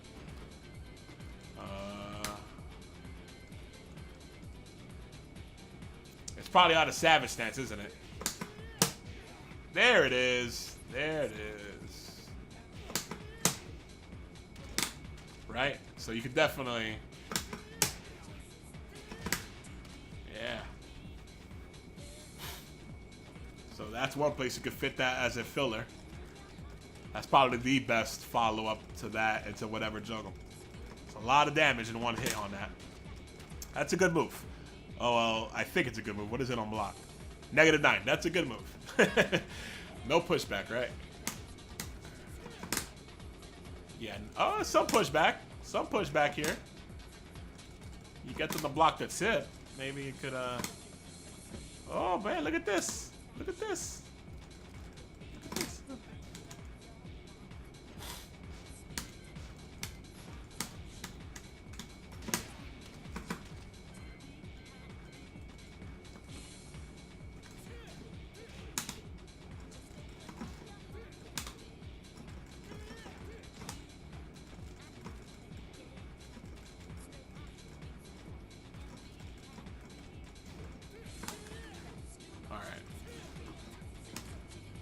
I'll tell you this much.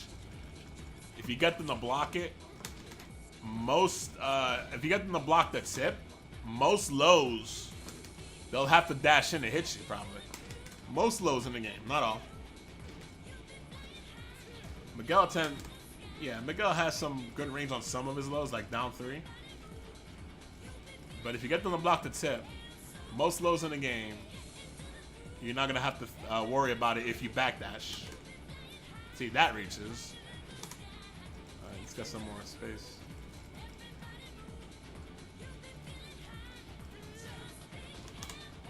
Yeah, so Miguel has like down 4, down 3. But like, I wouldn't go too crazy with trying to space this out to get them to block just the tip, because that puts them in a situation where all I gotta do is backdash and then launch your ass, right? So he moves forward, you know? The push block isn't so great up close, though. I mean, depending on the matchup, maybe you get away with it.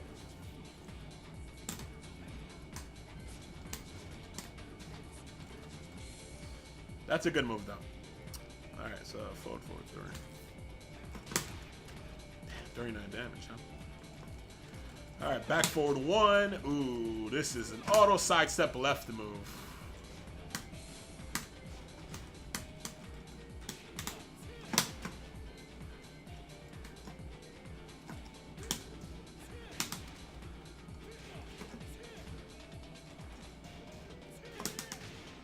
So that tracks, we know that.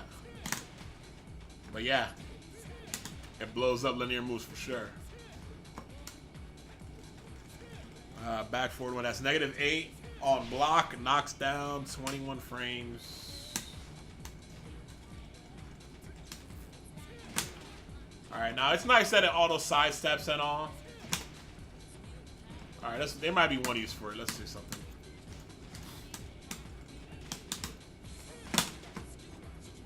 Ooh, fucking switch sides. What the hell?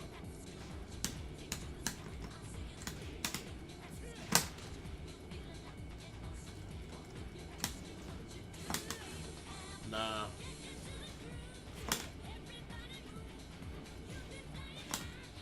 So there's a goofy thing that happened there one time. You see how he blocks it? Because it's a back forward input, he's blocking it with the back input, even though it tracks. That's like an unintended bonus here. But here's my thing. If you're gonna use an auto sidestep move that just has like a knockdown into maybe a free follow-up as a reward, not even like, is there?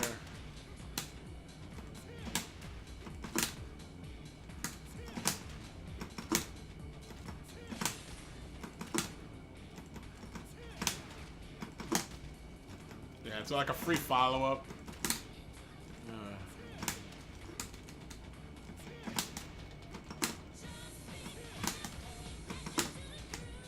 It seems like sometimes he's closer when he connects it.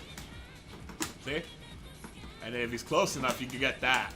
Which is weird. I'd rather just get that every time. That doesn't happen all the time. You have to be up close for that. Yeah, see? Then he's far away. Give me something consistent. If you gave me something consistent, I'd say, all right, this is a cool move. Otherwise, just sidestep manually, and you get better rewards, right? But that's not too far away. You should get, yeah, down 4. Oh, down 4, 1 plus 2. Huh? Okay, let's see. Oops. Give me some sort of consistent reward. Nah, see? If that were consistent, I'd be all about that shit. But since it's not, fuck that move. Sidestep and manually get better rewards. Basically, get good at Tekken, right? Play good Tekken, you'll get better rewards just for manually sidestepping into moves, right? Do I have a YouTube channel? Raid XR? Yes, I do. If you scroll down, you'll see the link to the YouTube. I gotta make like a big YouTube button. It's just a link in text right now, so it's hard to notice. I uploaded all my older character archives, character moveless run through archives, like what I'm doing now. I upload them like that, like unedited. I'm working on a Kazumi shorter one, like a half-hour or less one, and I want to start a thread of like doing a lot of the ones of characters that I've played with. Those characters I could do short ones because I've been playing a lot with them, but characters that I don't play with, I go through the whole move list like I'm doing for Miguel now because I don't really know that much about Miguel other than old stuff. So yeah, back forward 1 is not a bad move inherently, but you get better reward just for playing Tekken, just for using your basics well with sidesteps. So that's kind of thing. If it's a thing where it's like, oh, if you sidestep left and do it, you get that Kazumi shit where you switch sides and then they can't block it. Maybe it has that going on in certain axes. Like, see, doing that makes me hit him in the back of the head and he can't block it. Maybe. If you have setups like that, like real Miguel players might know, then there's a use for it. Even though it's a high, there's still a use for it. Like Dragunov has that going on. His up back 2, the auto left sidestepping punch. If you hit somebody on the side with it or on the back, he gets a free down forward 2. On the side or on the back. So all you need is like one sidestep left, it's up back 2. The classic setup for that move is down forward 3-2 on block. I guess. But yeah, it's not a bad move on its own. It's safe, it's reliable as an auto sidestep move. And it's, yeah, and it sometimes gets a free follow-up. Sometimes.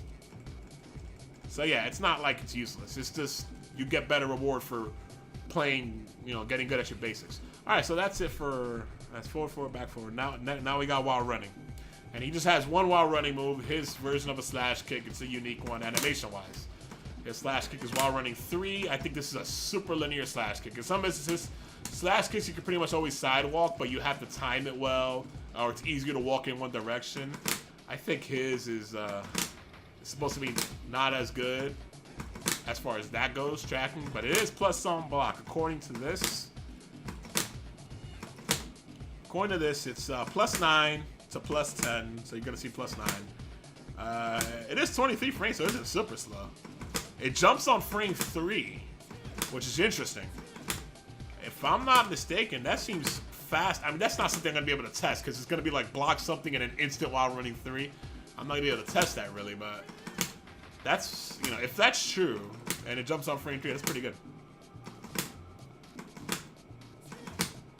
All right, and nothing special on hit on counter here. Just knocks them back for 30 damage, 36 damage.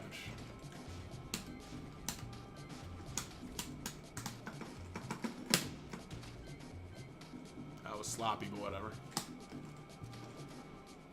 See? The moment he runs forward. Yeah, no inherent tracking in that shit. Look at that. Yep.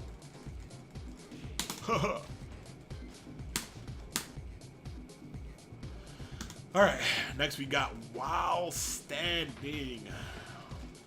While standing. So while standing 1 was not like I was suspecting. I thought it might be a 10 frame because animation-wise, that's usually 10 frames when you see a while standing move like this. This is just an 11 frame while standing poke. A -3 on block. Plus 8 on hit. Tekken bot, how I miss you. Let's test it in a +1 situation.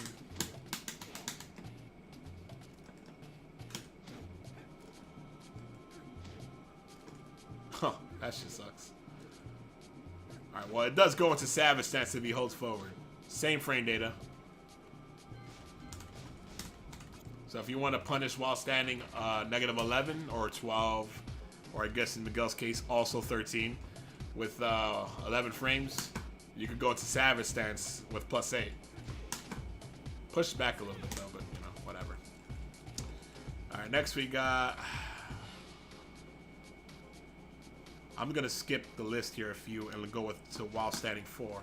While standing 4, unlike while standing 1, is -6 on block. While standing 1 is only -3. So that's another nice thing about it. Even though it doesn't track, it you could sidestep after it and go into his poking, basically like that, you know.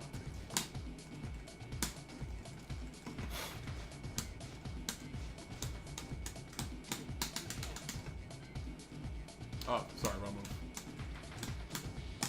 +1 situation. Let's see.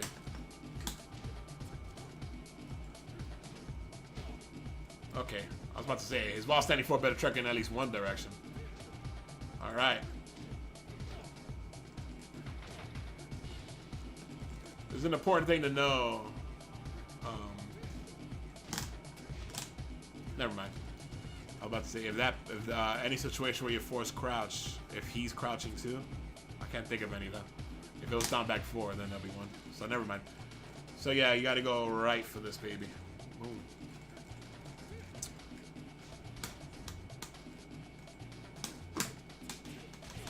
I'll just do it all, whatever. This is while standing 2. This is 14 frames. While standing 2, I'll explain punishing it in a second. Okay, I expected it. Oh shit! Really?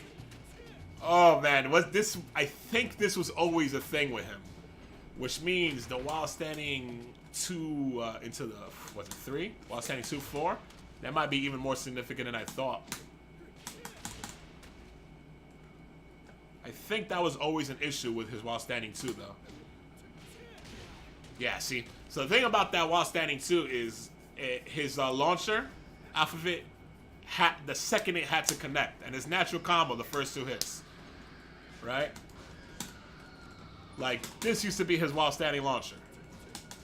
So if the second hit whiffs, he ain't getting shit, even if the first hit connects. It's shitty damage too. I think it was always shitty damage. Now he has that, which catches me when I'm off axis. That's nice. So anyway, the whole deal here that was always weird about his while standing launcher is it's mid-high. And it's -12 if he stops on the second hit, but then he has a third hit that fucks up his juggles, like Eliza has with that stupid launcher of hers. Back 1, 2, whatever, into the kick. So it's like -12 if he stops there, and then he can do the last hit, which is safe. Now, I don't remember if the last hit is interruptible or not. It might be. Okay, it is. Okay, good. It's not only is it interruptible, you could just go for your 12 frame no matter what. Alright, good. But it's not only that, it's the fact that you could duck it. And that's still the case now. That is still the case for this guy. No matter which variation of while standing 2 he goes for,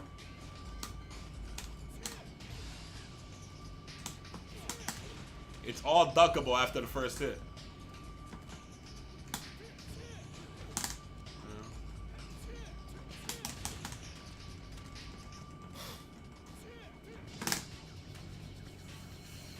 So we know that that's gonna. No, we don't know. Ooh, why? Why? Why would that not? What the? Why? Oh my god! Why does it not track? Oh shit! Damn, he eats shit no matter what. If you're Heihachi, you could just sidestep and launch him. If you're anybody else, you could just duck. Am I delaying that?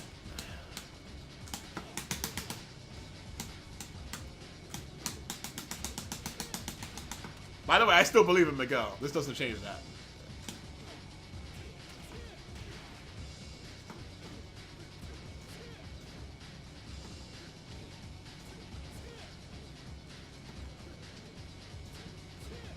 Because at the end of the day, if you want to force a mix-up from crouch, you could just hawk it. If you want to force a mid-launcher, you don't have to while standing 2. You could force it with a hop kick, and then you're negative 13 on block instead of easy launch on block. You know what I'm saying? So long as they react to the while standing 2. Damn, I didn't know that while standing 2 was that fucked up, though. Either duck at all or just sidestep at all. You would think the while standing 2-4 would track, right? It looks like it should. But it's like Jin's 1-2-3 versus his 1-2-4.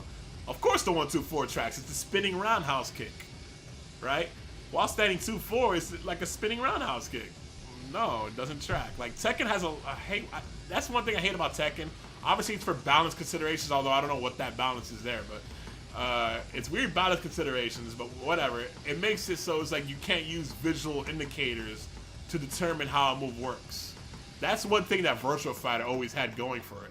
And even when it's not clear, oh, this doesn't track, it's clear like that a move is homing because it has the sound effect like an airplane is taking off. And it is pretty clear if something tracks because it's gonna fucking hit you. You're gonna get a failed evade state instead of a dodge, which has a unique sound effect when you successfully dodge in Virtua Fighter. Tekken, it's just not clear. There's all these weird gray areas. It doesn't visually match the property. The properties don't match with the move visually constantly. You know, there's some weird basic rule sets, but there's so many rule-breaking things on the basic rule sets. There's so much rule-breaking in Tekken. It's like I always have to say, oh, 90% of the time, 95% of the time, this is the case. 75% of the time, this is the case. But in these instances, you know, it's just like, it makes it really hard to explain to other people what's going on. But whatever. Miguel seems like a cool dude. Alright, well, so that's While Standing 2. That's the While Standing 2 series. Yeah, the While Standing 2-2-2 is a safe force crouch on block. Spikes, the last hit does a lot of damage, and I think the last hit is a counter hit launcher. Wow, the second hit counter hit doesn't even make the third hit combo? How often do you see that? Oh wow, it's not even a juggle. It's just a knockdown for a stomp maybe? Not even, huh? Alright. You couldn't even give him that? Jesus. I'll never feel bad about losing to this stuff again. I'll just feel bad about being an idiot. Damn, not even that, huh? They could block that. Oh shit, Project Justice.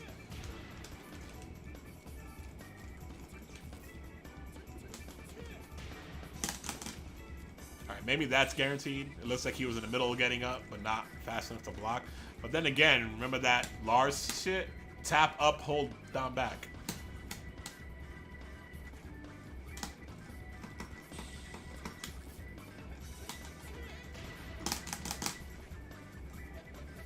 When you're face down, head towards, the fastest way to get up and low block is to tap up and then hold down back. Don't just hold down back.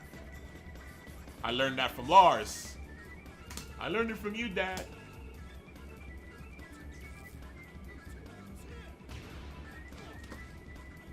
Yeah, that looks guaranteed.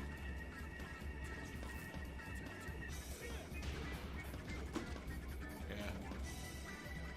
That definitely is guaranteed. In case you're wondering what I'm talking about with Lars has a armor move that knocks down, face down, head towards. And if you try to hold down back, his stomp is going to hit you. You have to tap up and then press down back to block his stomp. So nothing is really guaranteed off of Lars' armor move. Whew. Okay, that's the While Standing 2 series. -6 force crouch on block, +5 force crouch on hit, regular hit. And then While Standing 2-4 is still unsafe on block. Still.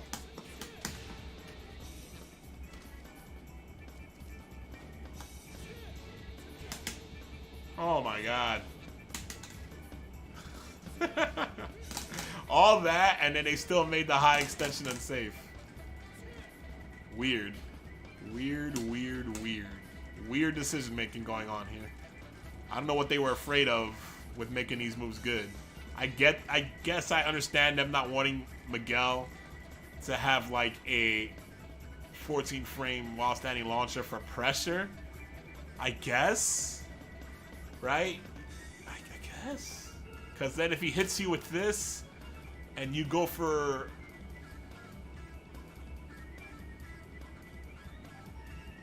If he hits you with... sorry. if he hits you with this and you go for a 15 frame, no, because then it needs 2 hits. So exchanging doesn't matter. Yeah. I guess they don't want it to make it too threatening in this situation. Right? When he hits you with a down 3 or something like that, he's +1. So if they go for like a 14 frame or a 15 frame mid, they're gonna get launched, and we don't want, you know, he needs to like be punishable because of that. I guess I don't know why they did that. I don't know. I'm trying to like put myself in their shoes, and I can't figure it out. I'm not smart enough. Anyway. Next on the list is While Standing 3. This move is a move that seems like it's good, but it's not. It's okay. This is one of those that you can kind of mix up with his full crouch down forward 4. But at this point, I'm like, if you're going to do that shit, just fucking hop kick, because it's -12. Just go -13 and hop kick instead, if you're going to go for mid. I mean, it does have good range, actually. And it does wall splat While Standing 3. It's not even fast. This shit is slow. This shit is 18 frames. Yoinks. Wow, you got a 15 frame hop kick from crouching. I don't know what this move is. What is the purpose of this move? Is it any good? No, it sucks. This move sucks. Any free follow-ups? Maybe a stomp? Can they tech that? No, they can't tech that.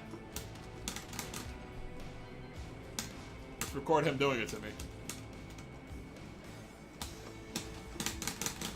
It's better have a free follow or else it sucks.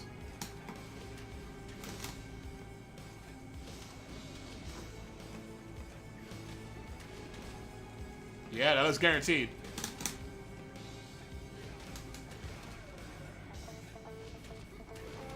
Yeah, even though it's a combo, it's guaranteed.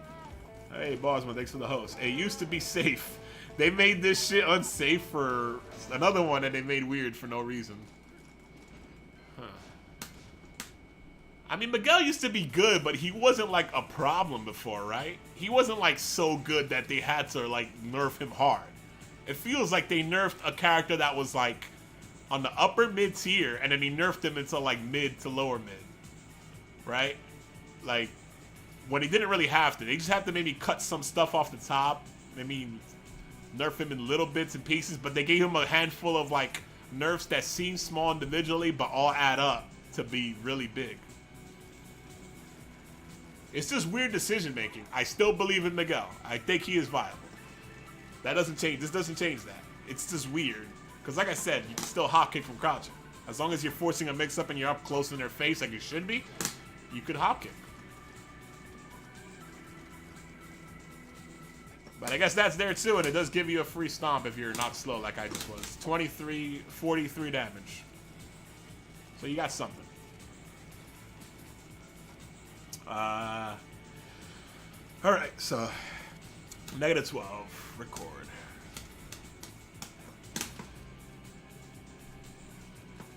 Does it push back? Push it back a little. Wait, what? Slow? Okay, I was slow. Yeah, definitely -12. And he kind of stays where he is. He moves forward a bit for the move, but he doesn't keep moving forward, I guess.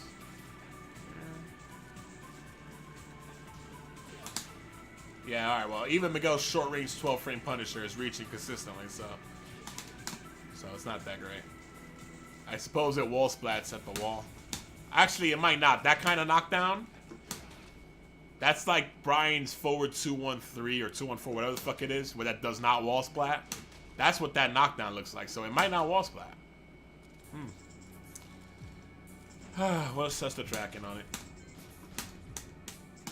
And it's not even fast. If this shit were 14 frames, which it should be in my opinion. I don't know, that 14 frames might be too good, because then it'll exchange with 13 frame mids on his down 3. Well, whatever. It tracks to Miguel's right, looks like. Off of a +1 situation, at least.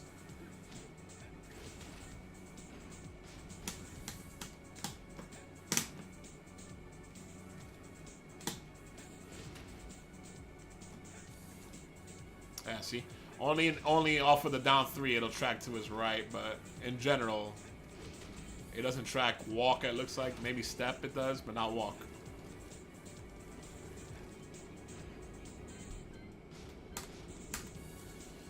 Okay, anyway. We saw While Standing 4. We went through the While Standing 2 series. We got While Standing 1+2. 0 on block high. 14 frame startup, okay. And +2 on hit. That's interesting. That's interesting for his general, like, just mix-up from hitting here. It's like, I just want to do this. A fast option that's going to leave me 0 on block. And if it hits you on +2, so it's all good. Which sets up back 1 if you want. Or even like a magic 4 to exchange for the jab. So that's not bad. It's not as useful as it may seem to you, you know, when you think about it. Because, yeah, it's only 15 damage. But it's fast in the situation. It'll beat out a lot of things, like if they go high for some reason. Which they probably won't, but whatever. How do I deal with intense salt? Oh, someone donated. Someone donated? What? Oh, no, that was McWiffin. It's the #1 homie. McWiffin always hooks it up. Yeah, he did. Oh, yeah, no, I always appreciate it. It's not required, but I always throw that up there when I'm doing these, just in case. You know, you never know. But it definitely is not required. If anybody has questions, you don't have to donate. I'll be happy to answer them if I can. While Standing 1+2 is his 10-hit string starter. Oh, okay, well, even then, the While Standing 2 by itself is pretty good. Not amazing, but it's good. No counter hit properties. It's +2 on regular hit and on counter hit. So, what's his 10 hit? That's his 10 hit. Let's play it back. Beep, beep, beep, beep, beep, beep, beep. So my guess is beyond the While Standing 2, it sucks. That's my guess.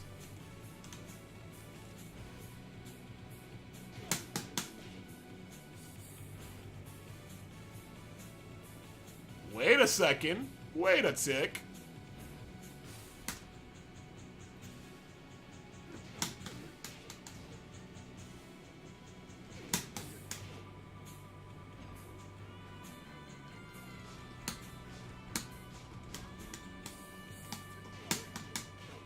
It's like Hwarang, who uses like the first 3 hits of his While Standing, I'm sorry, of his 10 hit. Okay, so he's safe, but I didn't try to press after it.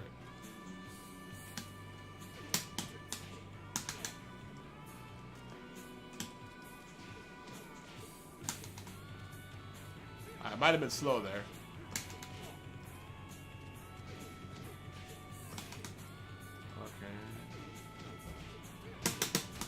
So he might be -4, but I felt a little slow on the jab. Let's mash back 1, because then I don't have to worry about the 10 hit overlapping, because it's a 1-1. Ugh. I do have to worry about it overlapping.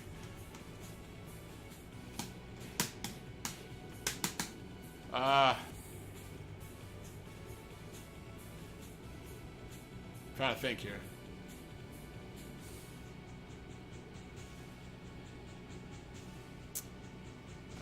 I'll just try to time it better.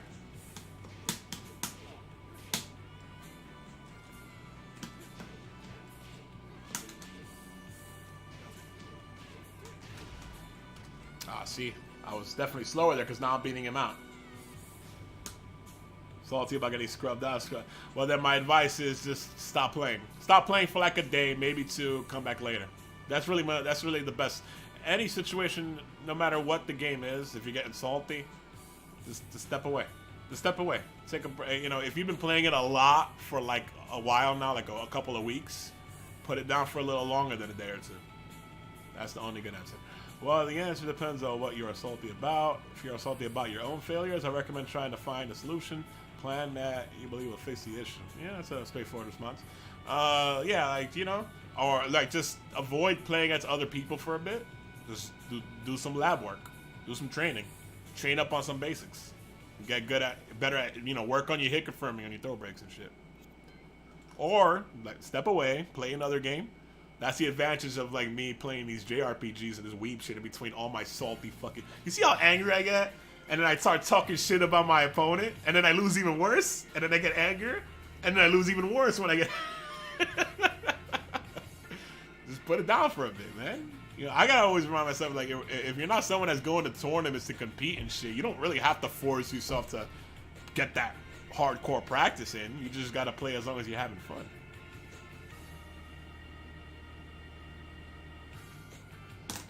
Oh, thanks, Don Lee. I mean, you know, I don't know. I have this weird mentality that if I were to put more than whatever that max, because I don't know, I have to put a minimum and maximum on Streamlabs. So I'm like, if I put like $100, I feel like that's me just showing hubris. I'm not gonna do that. I need to make $100. This isn't worth it. So I just put like 20. I was like, I just 20, and that's it.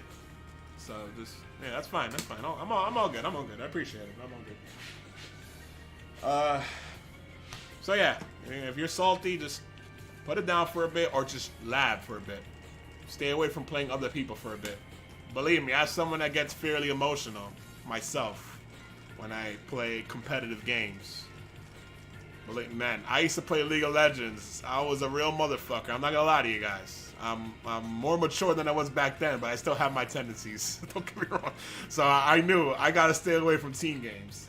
I'll play a fighting game where at least if I fuck up, it's on me. And I could admit that, right? Even if I'm like talking shit, I always admit when it's like, that's on me, that's on me.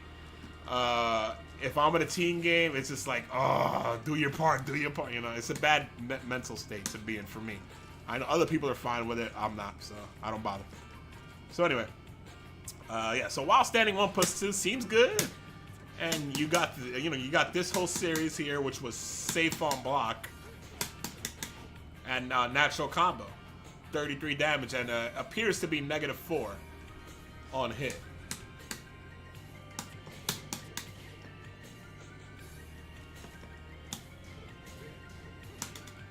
Oh no, it's not safe on block. What the fuck?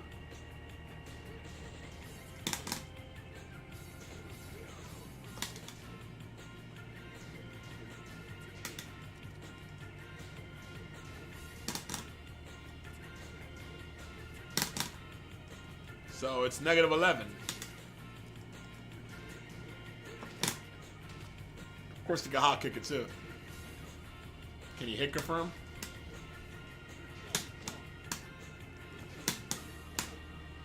You could at least, at the very least, you could stop at the mid, and by the time the mid is out, you'll know.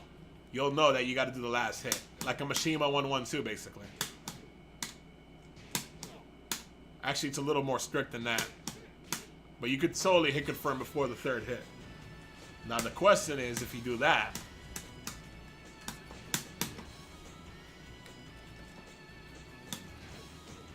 right?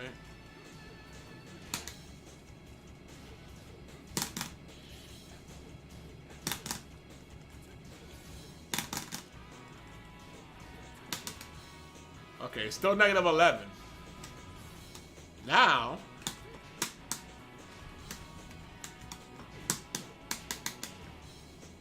what happens now? Ah, no counter hit properties. So it's just the first 3 hits are natural combo, -11, ends with a high, but you can hit confirm it. So that's really all you have going on there. So it's not like amazing, but it's something. It's something.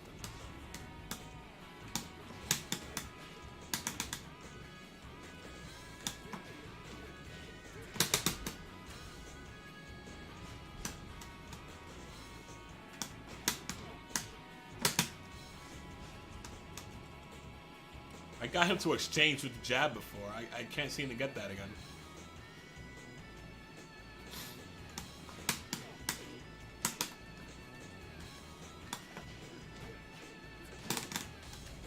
Now I'm exchanging with 15 frames. Weird. I guess I was slow with that push. It's probably -5. Maybe I was slow with that push that I exchanged him with. Exchanged with him earlier.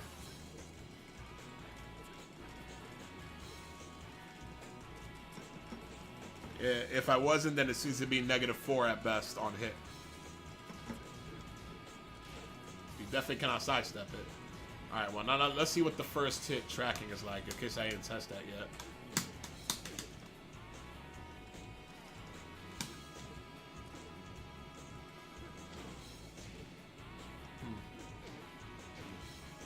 Alright, well, you got that.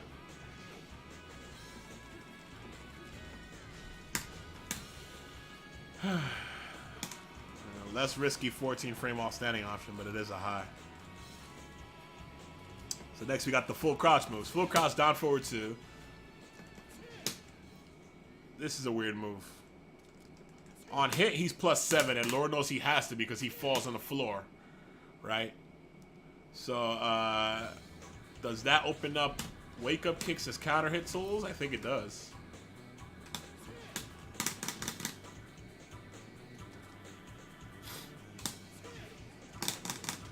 Yeah, see?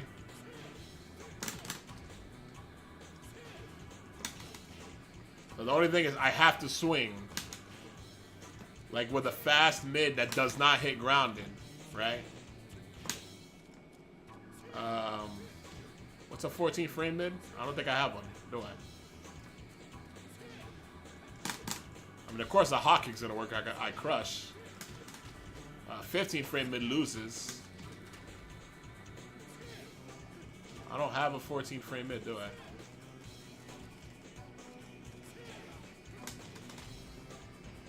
Alright, well.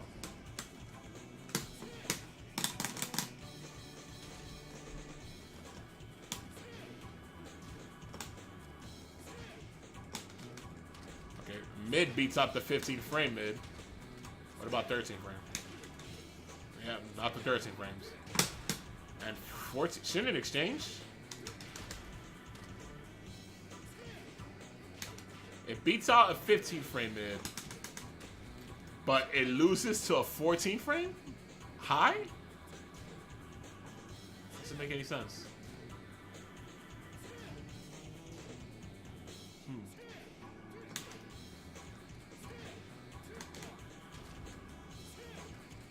Oh boy.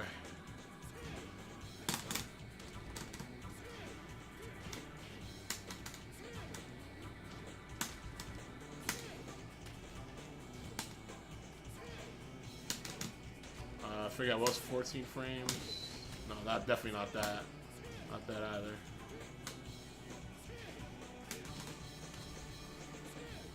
What song is this? I hear it a lot on the main man stream. Chad, this is from Project Justice. All this music has been from Rival Schools Project Justice. Actually, that was just Rival Schools. That's called the Drive-In Theater. The stage Drive-In Theater. That was just regular Rival Schools. Before it was Project Justice. Now it's just regular Rival Schools. And this playlist is over. Alright, let's go to the Yakuza playlist.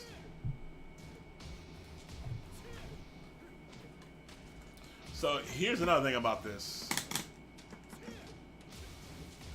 I'm wondering here. Oh, the range.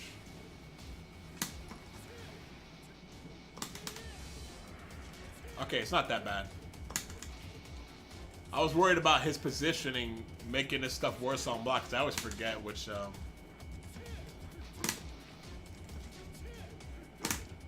wow, I got a regular down 3 after blocking that for some reason. Well, when you do block this, you want to hit with a grounded hitting move fast. That's for sure. Look at that.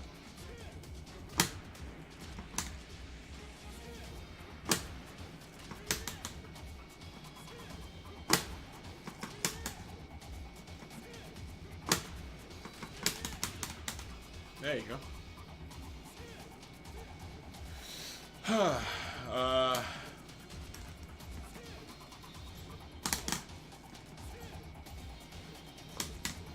So it's not that bad.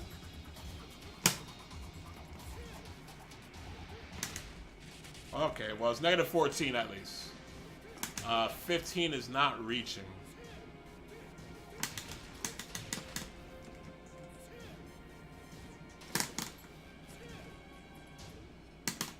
I forgot what else is 15 for Mega at the moment.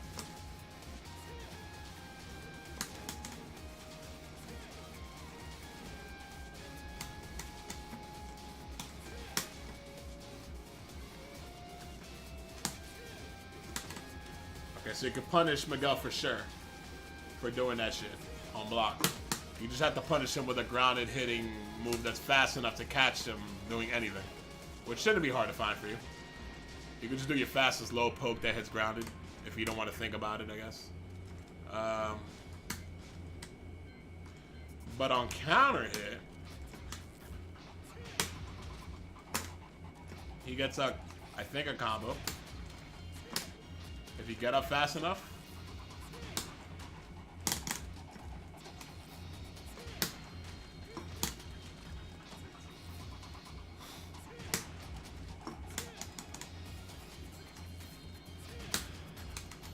You can't tech though, so it's not like Dragunov's 3+4.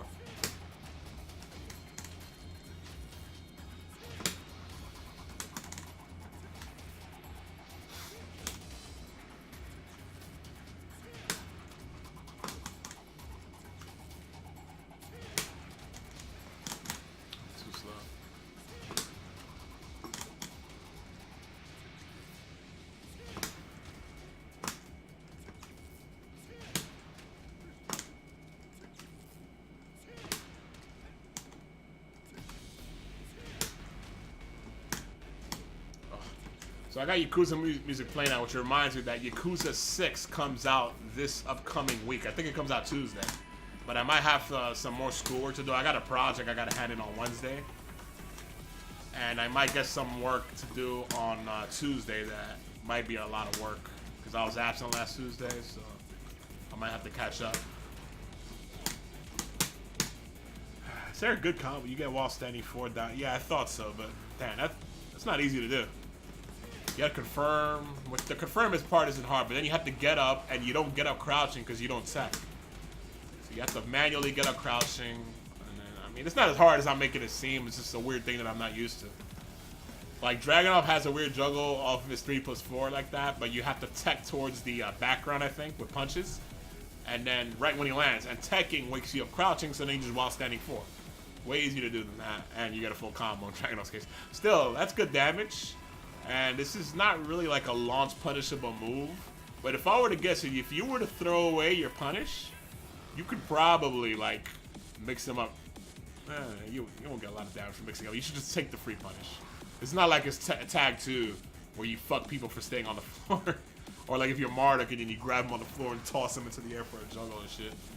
So it's not that bad to stay on the floor and eat a punish, so whatever. I mean, that move's kind of whatever. You get basically a pseudo mix-up on wake-up kicks.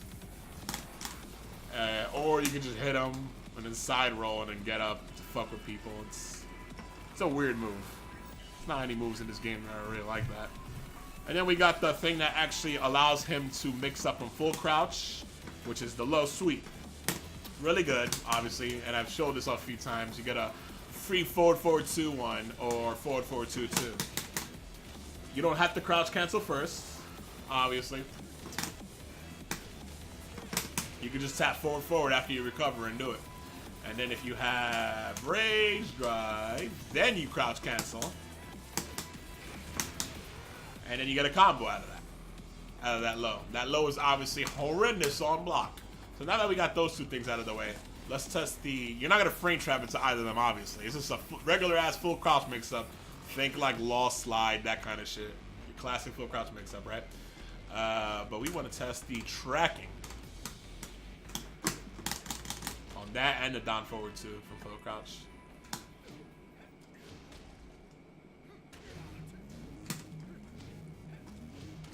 So nothing for step. Not at +1 at least.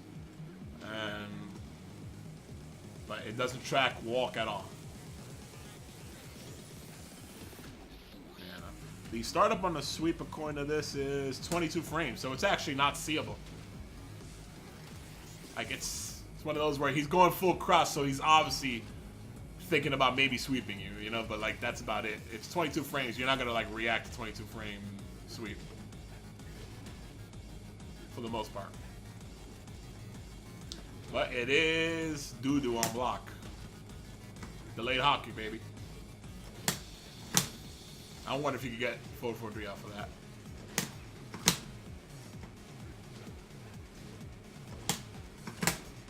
Oh, if only. That would be so crazy. Dude, if you could get that shit off of that, oh man, that would be fucked. 25 damage launcher to like a 23 damage corkscrew. That shit would fucking.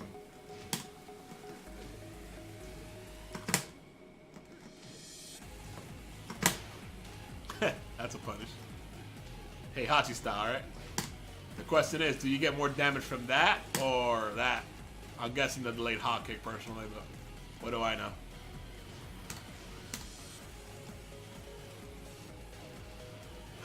So the full cost down 4 loses to sidewalk in a +1 situation for him.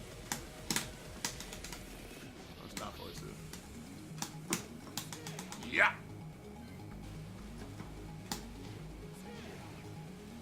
The mid looks good.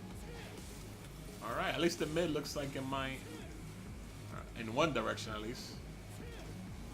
Yeah. It covers one side, Miguel's right side. Alright, so it's got that going for it.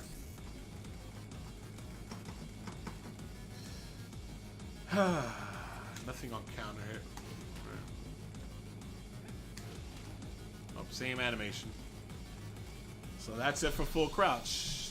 And then the stomp, the down 3 stomp is -2. If they were to get up and get hit by it, -2 on regular hit and counter hit, -13 on block. That's for the stomp, the down 3 stomp. Next, 1 + 4. Of course. The douchebag Miguel thing. Now we got Savage Stance. And it's 11 o'clock. Yerks. Oh, wow. That's a lot, guys. I might have to make a part 2 for Savage Stance, Throw Oki, and looking at wall stuff. I've been going at it for 3 hours and 52 minutes. And I gotta do some more work tonight before going to sleep. So I think that's what I'm gonna do, guys. Maybe not necessarily the next time I stream, but the next time I do Tekken, I'm gonna do a part 2 of Miguel. For sure, I'm gonna finish off Miguel, because this is gonna be easier to go through than other stuff I gotta do. And I'll upload this one to the YouTube either tonight or tomorrow early. But thanks for tuning in, and thanks for the help, as always, especially Doomshine. Always in here helping me out. And like usual, thanks to McWiffin for the hookup. And thanks for tuning in, all of y'all. Alright, I hope y'all have a good night. I gotta get back to work. I'll see you guys soon. Yakuza 6 coming soon.